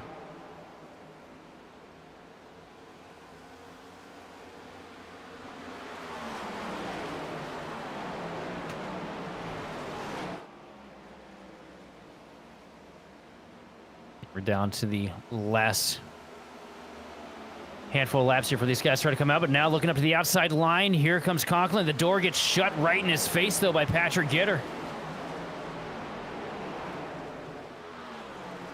Down through 1 and 2. Now Conklin trying to get under on the back straightaway. Up to the back bumper now to try and maybe give a little shot to the 21 machine of 3. Backing off early to save the tires. Try and launch for a good run on exit. And here's where we see that run as he gets right back up to the back bumper. Now trying to get to the quarter again. And I think he's going to get it this time. Yes, he does. Now up to the outside, trying to make a move for 2nd. Here comes Sean Conklin. And he's going to just send it around the top line. He's going to take the spot away from Patrick Gitter. Made it look easy. I thought he'd wait a little longer because they working together. They're going to run the 98 down regardless, but he decided, screw that, I'm going to get him now while the 98's kind of sliding about out of 4. Now it's Conklin versus Gulata, 2 of the best cars we've seen all evening here from Nashville. Which one's going to walk away with the spot? Right now, Conklin closing in that 0.4 of a second advantage. As we look at Tommy Gossett bring his hurt race car down pit road for the final stop of the night. Here comes Conklin up to the back bumper into 3 and 4. Gulata just not able to commit to the bottom lane, the same as Conklin. Conklin gets down to the inside here at the start-finish line. Gulata all the way up against the fence. Dead heat. Conklin leads lap 160 at the line. Striking while the iron's hot. Well, in his case, striking while Gulata's tires are hot and slipping and sliding across the concrete as he is fighting for his life to stay in front of the rest of the cars behind him. Huge block for second. Gulata chases the 21 all the way down the track, and a huge shot from Gitter to the back bumper of Gulata is going to push Gulata all the way up the hill and open the door for a handful of cars, including Heitman, to get by him here. And Gitter didn't spare him any mercy with that block, sent him right through the turn. That's going to send him all the way down to the bottom of the totem pole, the top 5 here. One lap was all it took in one shot. Now Gulata's on the outside looking in, and this race now in the hands of Sean Conklin and Evan Say.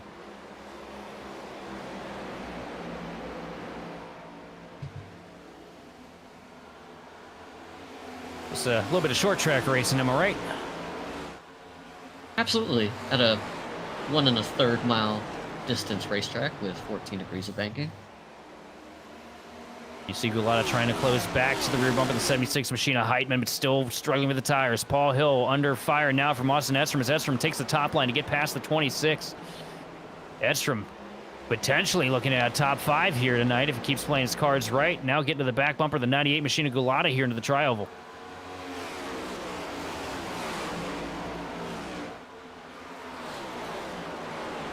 Onto the back bumper now, latching to the top line to try and get to the quarter panel of the 98 machine through 1 and 2. And Gulata just struggling to put the power down on the inside line. Is going to fall back and lose the spot. Austin Edstrom, the Rocket Man himself, sitting in 5th. There he is. Our good little astronaut's back in the top 5. I can't take the ticker seriously right now. Oh, and Evan Say tags the fence coming out of turn 4. It's going to lose a couple tenths there to Sean Conklin. And to get serious for a second, though, Edstrom's actually done a really good job this run. I feel like every time we pan the camera to him, he is pushing that car to the absolute limit, trying to make up ground. But right now, he's spent this run settling down and haven't seen the fall-off that we've seen out of Gulata. Maybe he hasn't really pushed it as hard. Well, he has been on it from a little bit of ground, but still, he's been running really good in this run tonight. No, he's been on it from the start of this race. Started from the tail end of the field here. I mean, it kind of makes you wonder what would happen if he'd actually bothered qualifying this evening. Because there's a lot of pace in that 87 machine, and just to carve through traffic at Nashville is no easy task. But he's done it masterfully and put himself in a good spot. We look back at Joseph Causey trying to go toe-to-toe here with Alex Coffey through 3 and 4. Causey working the bottom line, going to get to the inside of the 20 machine here at the start-finish line, and looks like he's going to take that spot away with ease if he just line it up for a slider into 1 and 2. No, Coffey's going to crack off the throttle and let Causey have it.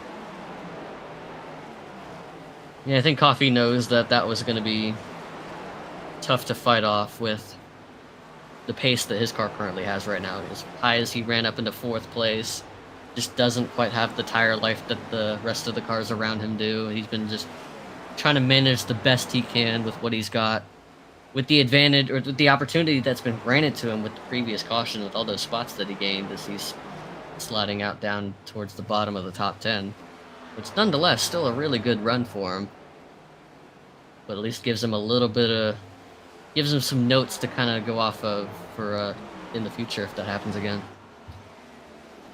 Now we're getting to that point too where I'll be expecting to see these guys start darting down pit road, getting into the closing laps of this thing here. These guys in front decide they want to stay out late. Somebody could really walk away lucky if they decide to undercut here. Sean Conklin walks away now to a 9/10 of a second lead over second place Evan Say. Edstrom going toe-to-toe with Heitman. Edstrom going to come out on top, though, taking away the 4th position from Derek Heitman here into 3. Easily.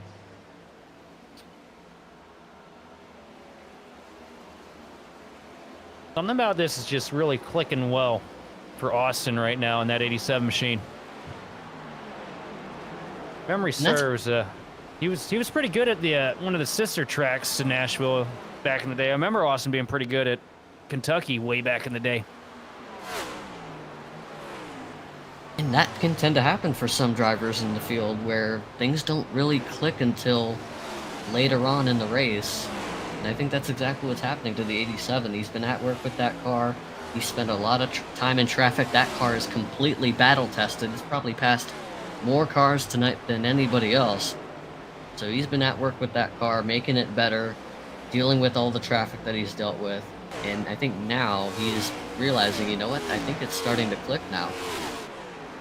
That's the highest he's ran, or just about the highest he's ran all night in fourth. Without having to push the crap out of the tires like he did in the last run. Yeah, it's been a really well sculpted run here for our colleague in the Grid Vision booth.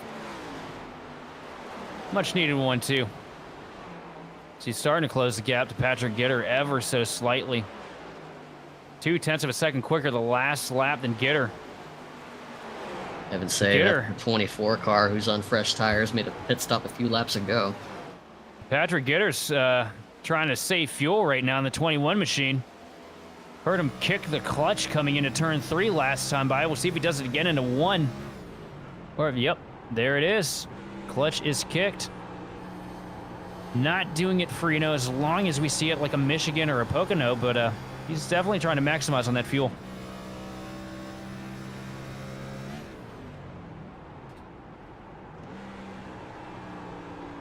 Wondering if anybody else in the field is following suit, but it's not going to matter because the caution is out.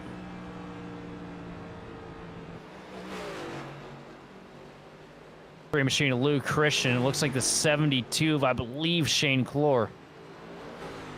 Backed up into the fence here and a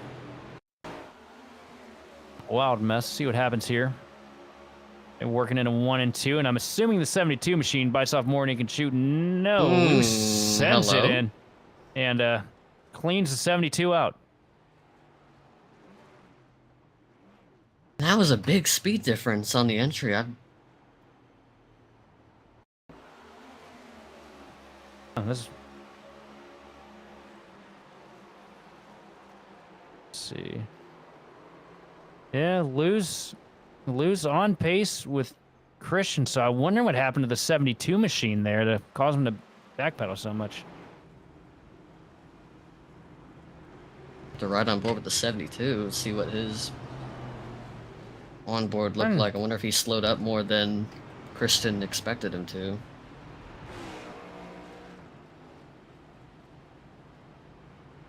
Field dives down for the final pit stop here, allegedly. Sean Conklin let him on down. See if Edstrom's able to beat him out. No, he's not. Sean Conklin going to take the point back on pit road, but Edstrom going to pick up a spot or two here, moving himself up into second. And Joseph Koss, he must have taken 2 because he's coming out third.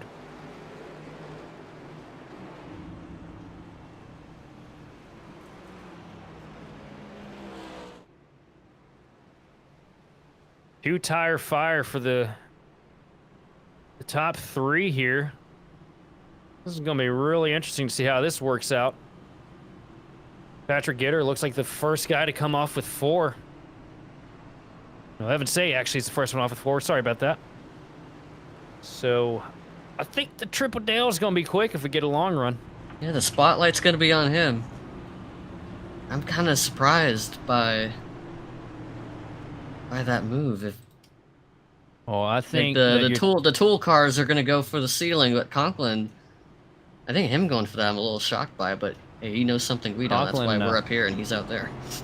Conklin had a really fast car yesterday and got mired in traffic a little bit, and that was the difference maker for him. Wasn't able to really capitalize in the closing laps, and I think that he's trying to keep himself ahead of the charge this time, knowing how well the 2 tires can be. I mean, these guys all have adjustments that they can make too that, kind of mitigate the negatives of taking 2. That's what we were talking about earlier too, right? After the first caution, we had a couple of guys take 2 tires, and we talked about, hey, left side tires don't really wear a whole lot here, so it doesn't hurt a whole lot, or probably won't hurt a whole lot to take right side tires. It'll help free the car up, change the handling of the car as opposed to 4. I don't know. It's just these cars have probably had the most laps on those tires than we've seen all night. I think they're also staging for the late race calamity that we're so used to seeing. This race hasn't been cut and dry. We've had cautions throughout the entirety of it. So you got 20 laps to go when they take the stripe here, and you know that these guys are going to be a little bit, their egos are going to write checks that they can't cash. As we work ourselves into the OB Builders restart zone here for hopefully the final time. Sean Conklin on the point here and down to the gas. A good launch for Conklin, going to catch the two tool machines sleeping. Insane launch. And he's been on the money with the restarts every single night, and that was probably his best one yet.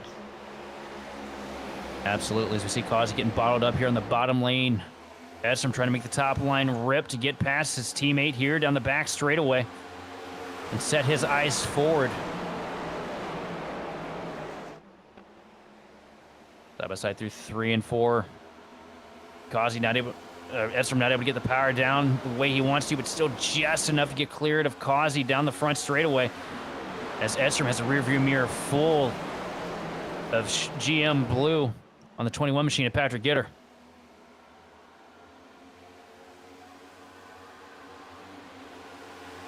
Triple Dale Evans Say didn't get the restart he wanted. We were putting the spotlight on him as the lead car on 4 tires. Lost about 2 spots on that restart. He got a little tight out of turn 2. And now he's door to door with Derek Heitman, number 76, on his outside. That lead car on Freshies now is definitely somebody that you don't want to see with all the advantages in the world, especially if you're Sean Conklin, the 21 machine of Patrick Gitter, who's shown so much speed and so much aggression here. Sitting in the catbird seat in the closing laps as he dives down to the inside of Edstrom with a deep dive into turn 3, and he's going to lick the stamp and send it and take it away with a slide job. Patrick Gitter with a power move to second place. Not leaving the return address. He is he's letting that thing go to the mail. Patrick Gitter clearing Austin Edstrom for second. He's got 7/10 on Conklin. Does he have enough time to get him? Does he have the time? Does he have the pace? Are those 4 tires going to be good enough for Patrick Gitter? You see him closing ever so slightly down the back straightaway, now bringing it down to 0.6 of a second. But Conklin doing what he's been doing all night, backing up that corner, loses a little bit of time on entry, but on center and exit, man, he just flies. 7/10 separating your race leader from second place right now. What about Gulata? We've seen him push the envelope a lot this race tonight. I think Gulata's too far back in the traffic right now. He lost so much time when those tires fell over on him earlier. I think it's going to be a hell of a climb for Gulata to find his way up into contention to even think about winning this thing. So we got 1 car tagging the fence. Looks like it was Joseph Causey. Here comes Gulata trying to get to the outside of Heitman. Heitman going to hold defensive, though.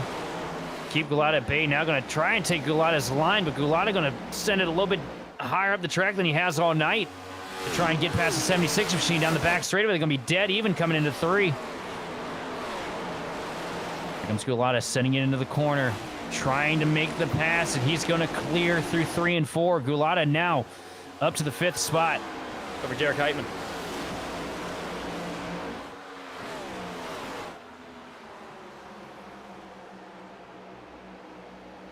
Sean Conklin still holding the advantage up at the front. Now Heitman under fire from Paul Hill. Paul Hill going to take the spot. Here comes Evan Say working the top line, trying to get past the 76 machine as well, and he's going to take it.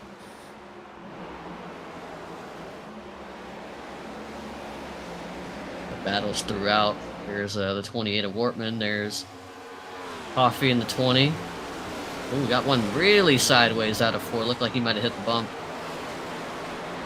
You know, what's really crazy to me right now is I'm looking at the lap times between your front 2. Patrick Gitter on 4 tires, Sean Conklin on 2. These 2 are dead even on times. Conklin ran a 4:08. Gitter ran a 4:13 last lap. Just a few 100ths off, or a few 1,000ths off the wrong way for Gitter. When you need to be finding tenths if you want to close in on this number 10. It is just crazy that Conklin is able to keep up that pace on older stuff. Ken, what have you been feeding this kid? But because we're on a shorter run to the checker, this is an opportunity for Conklin to push that car more than he's had to all night. Like, we've seen him kind of stay back around 3rd or 4th, save his stuff. There's nothing to save now. It's go time. Oh, yeah, and he's sending it with just 10 laps remaining here in this grueling 195 lap race from Nashville. All bets are off. Everything's out the window. You got it. You got to burn it. Heitman and Pasalacqua. Yep. Heitman trying to work the outside line to get past the 6 machine at Pasalacqua here.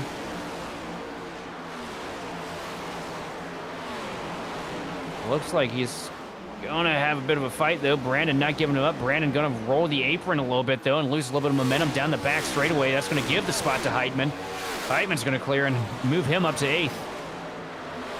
That shallowed him out because here comes the conga line.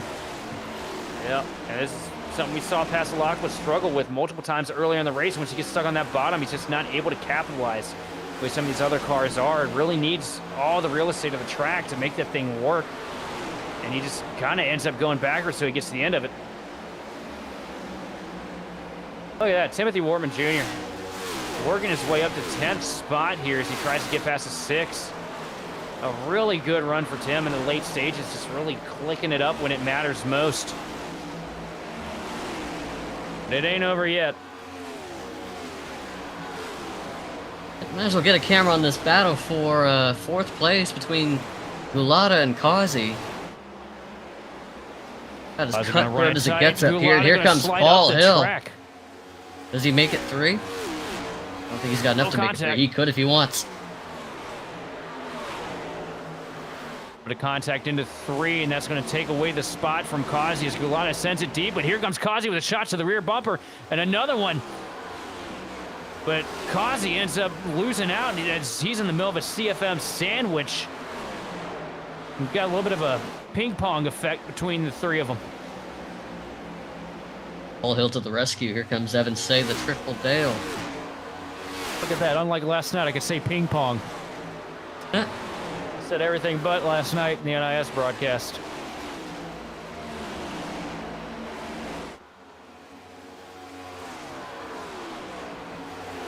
.631 that lap for race leader Sean Conklin and a 6:21 for Patrick Gitter.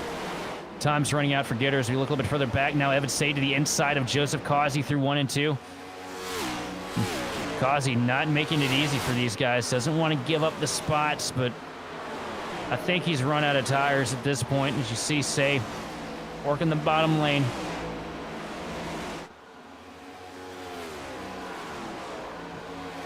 Kazi just struggling to get to the power right now.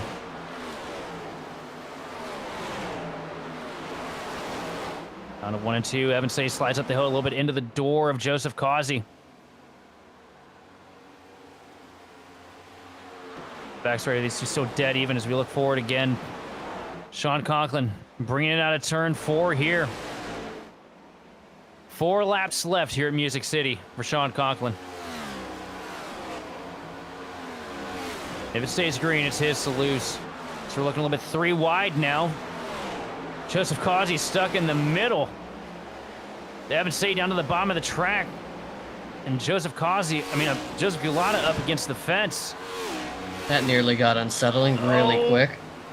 Evan Say to the back bumper. Looked like he was about to hook the 88 machine, but cracks out of the throttle to keep everything going straight. Oh, and Kazi, that's a bad place to be. There are 3 again. He is actually in the sandwich now. 3 wide, 3 to go. Side by side, leaning on each other through 1 and 2.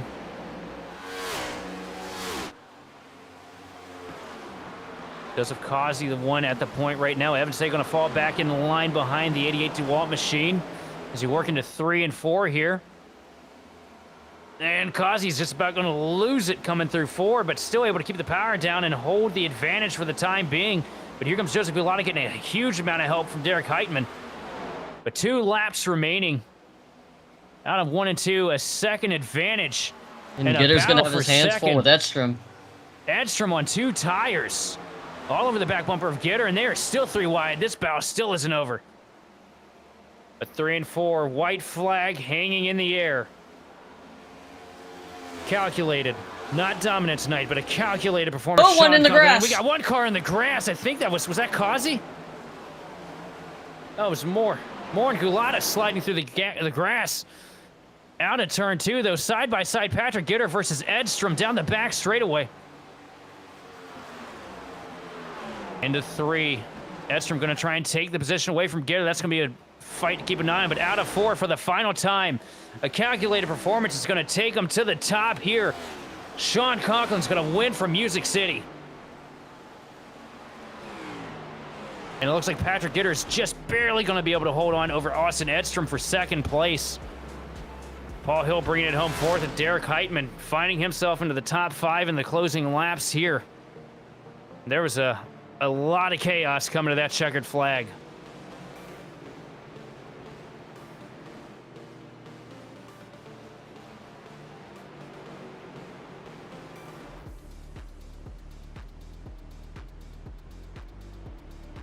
This race definitely had a lot to offer tonight. I'll tell you what, Sean may not have led every lap like we're so used to seeing out of him, but he did what he needed to. He saved the tires when it mattered, and he had what he needed when it was over. Coming down pit road, taking 2 tires on the last stop to make sure that he was able to be in front and to control the lanes, control the air on the final restart, and that's what it took to get him to the checkered flag here. A commanding performance out of him. One we're used to seeing at this point. But we're going to take it over to the unofficial results here. Sean Conklin takes the checkered flag over Patrick Gitter. Austin Edstrom with a incredible rally to the front of the pack to bring it home 3rd. 4th going to Paul Hill, followed by Derek Heitman, Joseph Causey, Evan Say bringing it home in 7th. Brandon Pasolak in 8th. And running out your top 10 is going to be Josh Schaffner and Brian Johnson. And from 11th on back, Tim Wortman Jr. in between a car sandwich. Alex Carr ahead of him. Greg Carr 25 behind him. Josh Hyatt in the 2. John Bender. Corey Moore the 42. We saw sideways in the grass. Alex Coffey also involved. He finishes the lap down 17th. Joseph Galata back in 18th place. Or it's 18th and 17th on the graphic there. And then Randy Belk the 22. Darren Mullins the 64. That'll be your top 20. And bringing it home 30th after a heartbreaking incident, it's going to be Roger Pierce, followed by Paul Bergoli, Dustin Motley. 33rd going to Colby Jackson, followed by Chris Crosby in 34th. Then running out the 36-car field tonight is going to be Chris Hudson and Peter Irons. Yeah, it's a tough break for Peter Irons, who I thought was going to be one of the faster cars tonight. He had packet loss before he even saw the green flag, so he was out before it was even started.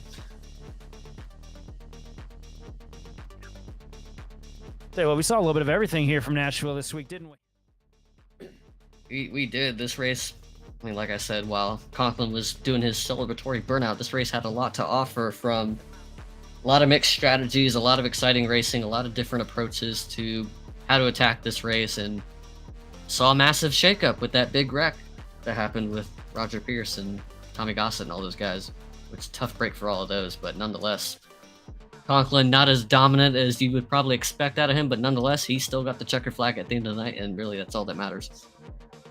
Well, as we get ready to gear down here, we're going to sit down, have a couple interviews here with our top 3 finishers, and I'm getting to stand side by side. And man, this is a weird feeling to be the one interviewing you, but sitting here with my good old friend Austin Edstrom, bringing it home P3 tonight after climbing through hell and high water to get up there. Man, tell me about your race. I'm pretty shocked, to be honest. I was dog shit slow at the beginning of this thing. This is my least favorite D-shaped oval. Can't say mile and a half because it's a little bit shorter, but I hate this place, man. It took me like 50 laps to even understand what the hell I was doing. But then just one of those stints, I was just praying for a caution to come out at some point, and I decided to just rip the high side, get up to about 3rd, and then the tires started dying on me, and I fell back to, I think, 8th, and then they wrecked in front of me. I got by and kind of benefited from the caution, but I'm really upset that fuel run didn't go green, because I had that thing saved. I was 2 laps to the good, about to turn it loose, and I kind of feel like the way that Sean and Evan up at the front there on that long run they were running so quick that whole time. I felt like they didn't have enough gas, so I thought maybe I could pull off a surprise dub here tonight on the fuel saving. It didn't work out, but we ended up coming in and taking 2 tires and able to come home 3rd. So I'm pretty happy with that, because this is a really stacked field for a league. So I'm honestly really thrilled with a 3rd place. So tell me about the confidence boost, man, because these are big names. You know that. You cover these guys a lot in other series. And, to come out here and, I wouldn't say you stole it, because you had the pace all night. Aside from the part where I thought I'd stepped in something, but I realized it was just you out there on the track. So tell me how that feels, going forward. It honestly felt really good. It was, the mid pack in these next gens is so frustrating.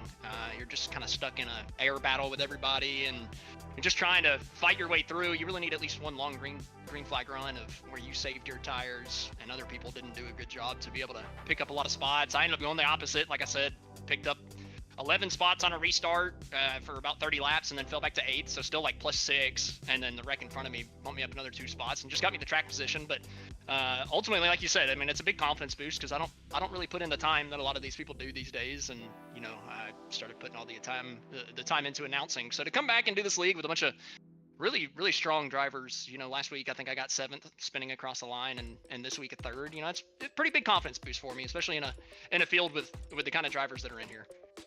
Yeah, you're definitely trending in the right direction, man. It's good to see because you've been somebody on here that's been due a break from the racing gods the past handful of years, that's for sure. It's good to see you moving forward. But who do you want to thank? A shout out for this performance this evening, because 3rd, man, that's nothing to feel too shabby about. No, I'm pretty daggum happy to get the interview, man. But it's nice being on this side of the microphone. But I got to thank you guys for Grid Vision. Obviously, I had to thank you guys being a part of it. But I'm sure the broadcast was great. I went back and watched a lot of Charlotte last week. Definitely going to go back and watch this one, see what I maybe could have done better. What exactly went wrong? I feel like maybe, just maybe, I could have been up there with Sean if everything went perfect. But again, this is one of my worst tracks. So coming in here with 0 laps of practice, felt pretty good. And you got to thank the 1Sim guys, Kazi, Levine, the terrorist himself, Colby Jackson. Appreciate those guys coming out and driving with us. And Justin gave me a pretty good 2-tire strategy and adjustments to the car that made it turn really, really good. I didn't quite have the pace to get her on the restart. At the end, I was a little bit quicker than him, but he just had that high line rolling pretty decent to defend. But ultimately, thanks to Justin for the 2-tire strat call, because I was definitely going to put 4 on it and let it roll, but seems 2 tires was the way to go. Well, it's definitely good to see you guys out there with performance this week, and thanks for stepping up here in the booth and talking to us. And it is very weird to be on this side of the mic when it comes to you. Appreciate it, buddy. Y'all have a good one. Yeah, man. Dog, Dad, see you around. I'm going to hand this on over now to Curtis White with our 2nd place finisher, Patrick Gitter. I just can't believe we had an astronaut in the booth. I think that was pretty remarkable. But never mind that, we turn our attention to our 2nd place finisher, Patrick Gitter, the 21 car. You were out there, like up front, or at least in the top 3, all night, it seemed like. Pretty consistent. It looked like you were one of the toughest cars, it seemed like, to make a pass on. Like, you were able to go forward and also defend pretty well for most of the race, and you were able to come home 2nd. Not quite enough to get the win, unfortunately, but still 2nd. Pretty good tonight. Just recap your race and tell me, I don't know, just tell me what more you feel like you might have needed to get that W. Yeah, I mean, fun race, great race, happy with our car. Really was just trying to, didn't qualify incredibly well, so need to improve on that. But got up to the front. I just wanted to kind of stay up front, top 3, top 5.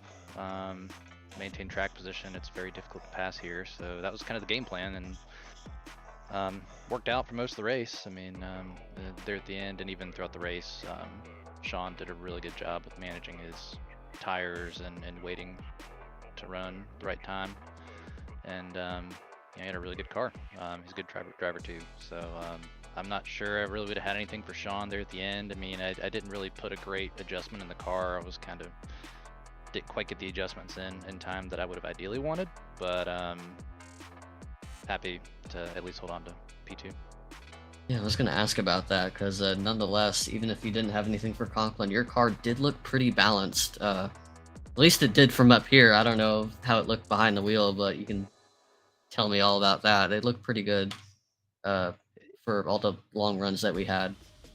Yeah, I mean, real happy with it. We had a little bit of a loose phase mid-run, which, I mean, it seems like I've seen just about everybody go through at some point this week. But, man, a lot of that credit goes to Matt DeCiani. It's just me and him that work together each week and build the car, work together. No other support outside of that. We have fun building on our own, and it's a lot of fun to come out here and try to take a stab at getting some wins and racing against these guys that are so talented. So it's validating to be able to take a car we've built between the two of us and put it up here against the best. Absolutely, man. You should be proud of that. That was a pretty remarkable performance tonight. Is there anyone you give shout outs to while we still got you here? Yeah, man. First off, you guys in the booth for calling the race. Matt, again, fantastic teammate, builder, driver. Checks all the boxes. Fortis Motorsports. I think that's about it, really. Carl Dodson. I mean, Carl Dodson's one of our teammates as well. He helps when he can. So shout out to him as well. And obviously Sean for winning the race, and Austin for P3. Absolutely, man. We appreciate having you up here and appreciate you giving us a good run for us tonight. Congrats on the second place. All right, appreciate it. Thanks, guys.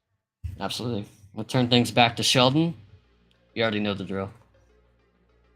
Oh, do we know the drill? I think Oh, we do. I guess we do. Week in, week out, you know.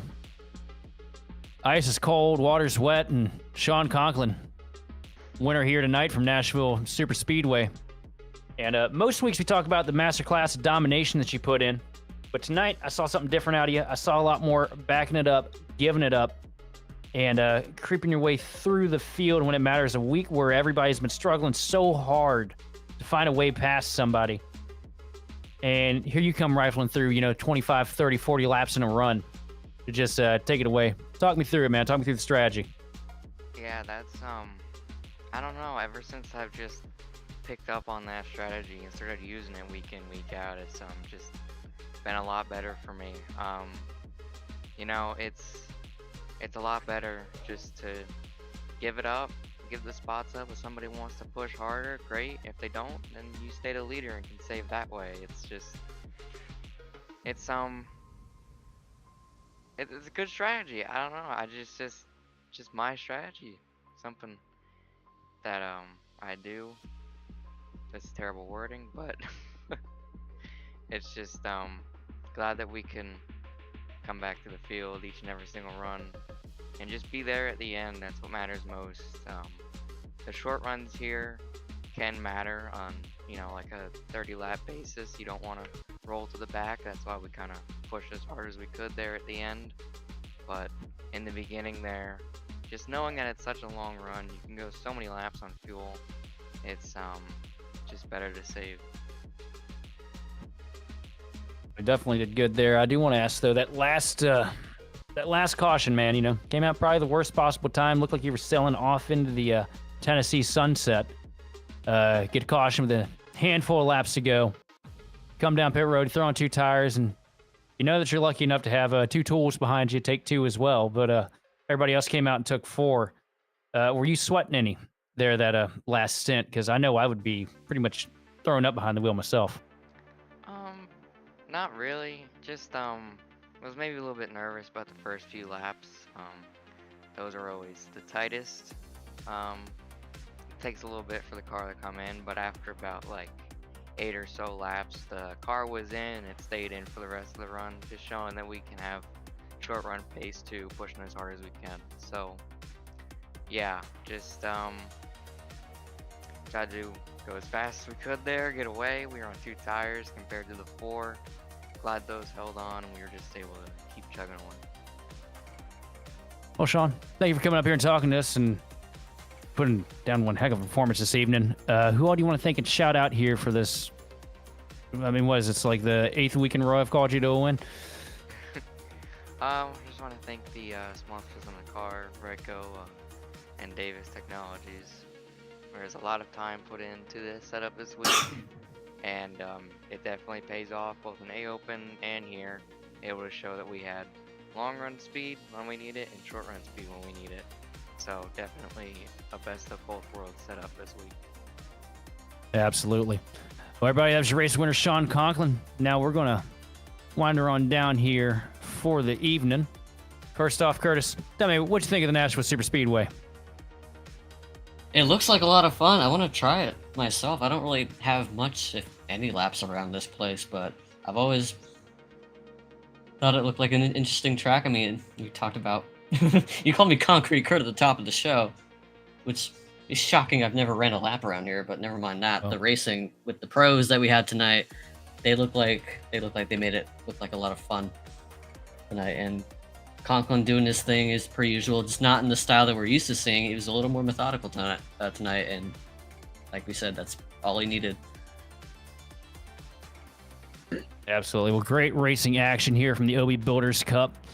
And from the entire Grid Vision team, we'd like to thank you for watching and participating in the chat. For more information on getting your league broadcasted or starting your career in broadcasting, be sure to contact us on Facebook, X, or email us at info@gridvision.live.